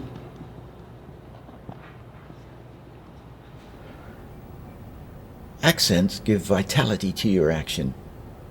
Hi. Baseball. And anticipating an action or accent gives strength and vitality.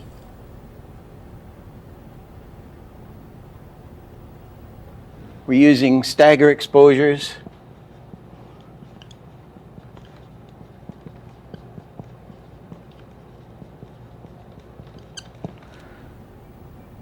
Stagger exposures, or vibrates, are another trick in our toolbox.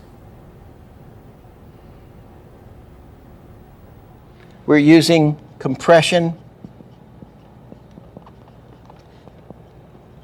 and distension, which is my fancy way of saying squash and stretch, because I hate to think of those squishy drawings.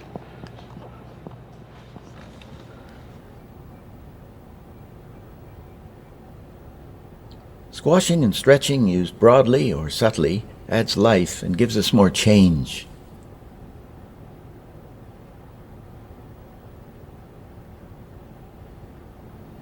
We're using different walks.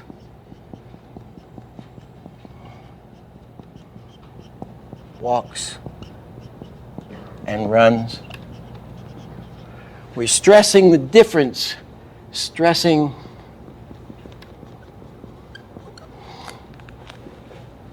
we are the difference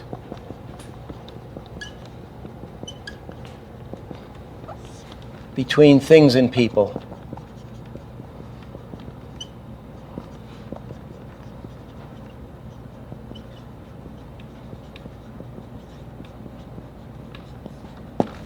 No two people in the world walk the same. We build walks using the tempo, the contacts and passing positions, the downs and the ups, squashing and stretching, and broken joints. And all of this applies to animals as well. For dialogue, we're progressing it somewhere.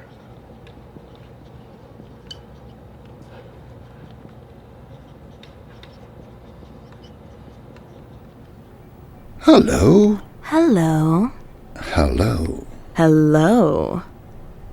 Hello. Hello. I'm going to give you the elixir. Using these things broadly or very subtly. Here's a complex piece of animation that brings together a lot of the things that we've been talking about. We'll show it first in slow motion and break it down so that we can see how many of these devices we've been using. Start with a hand accent.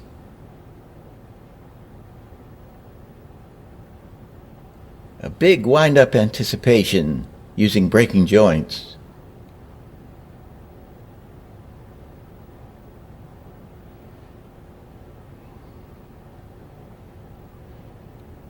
Delay the head briefly.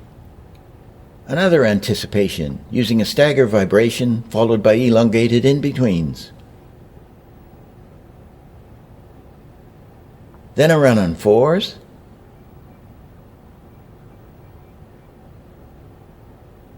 Squash down to anticipate the jump into an old-fashioned glide on twos. We'll invent an impossible 360-degree head revolve. Back to ones, delay the head.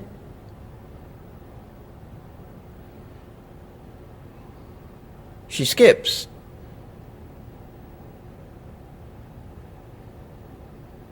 With hair and flapping bits added later. Then she jumps, a squash down to anticipate her leap. And she goes out using at least 5 drawings to leave the screen.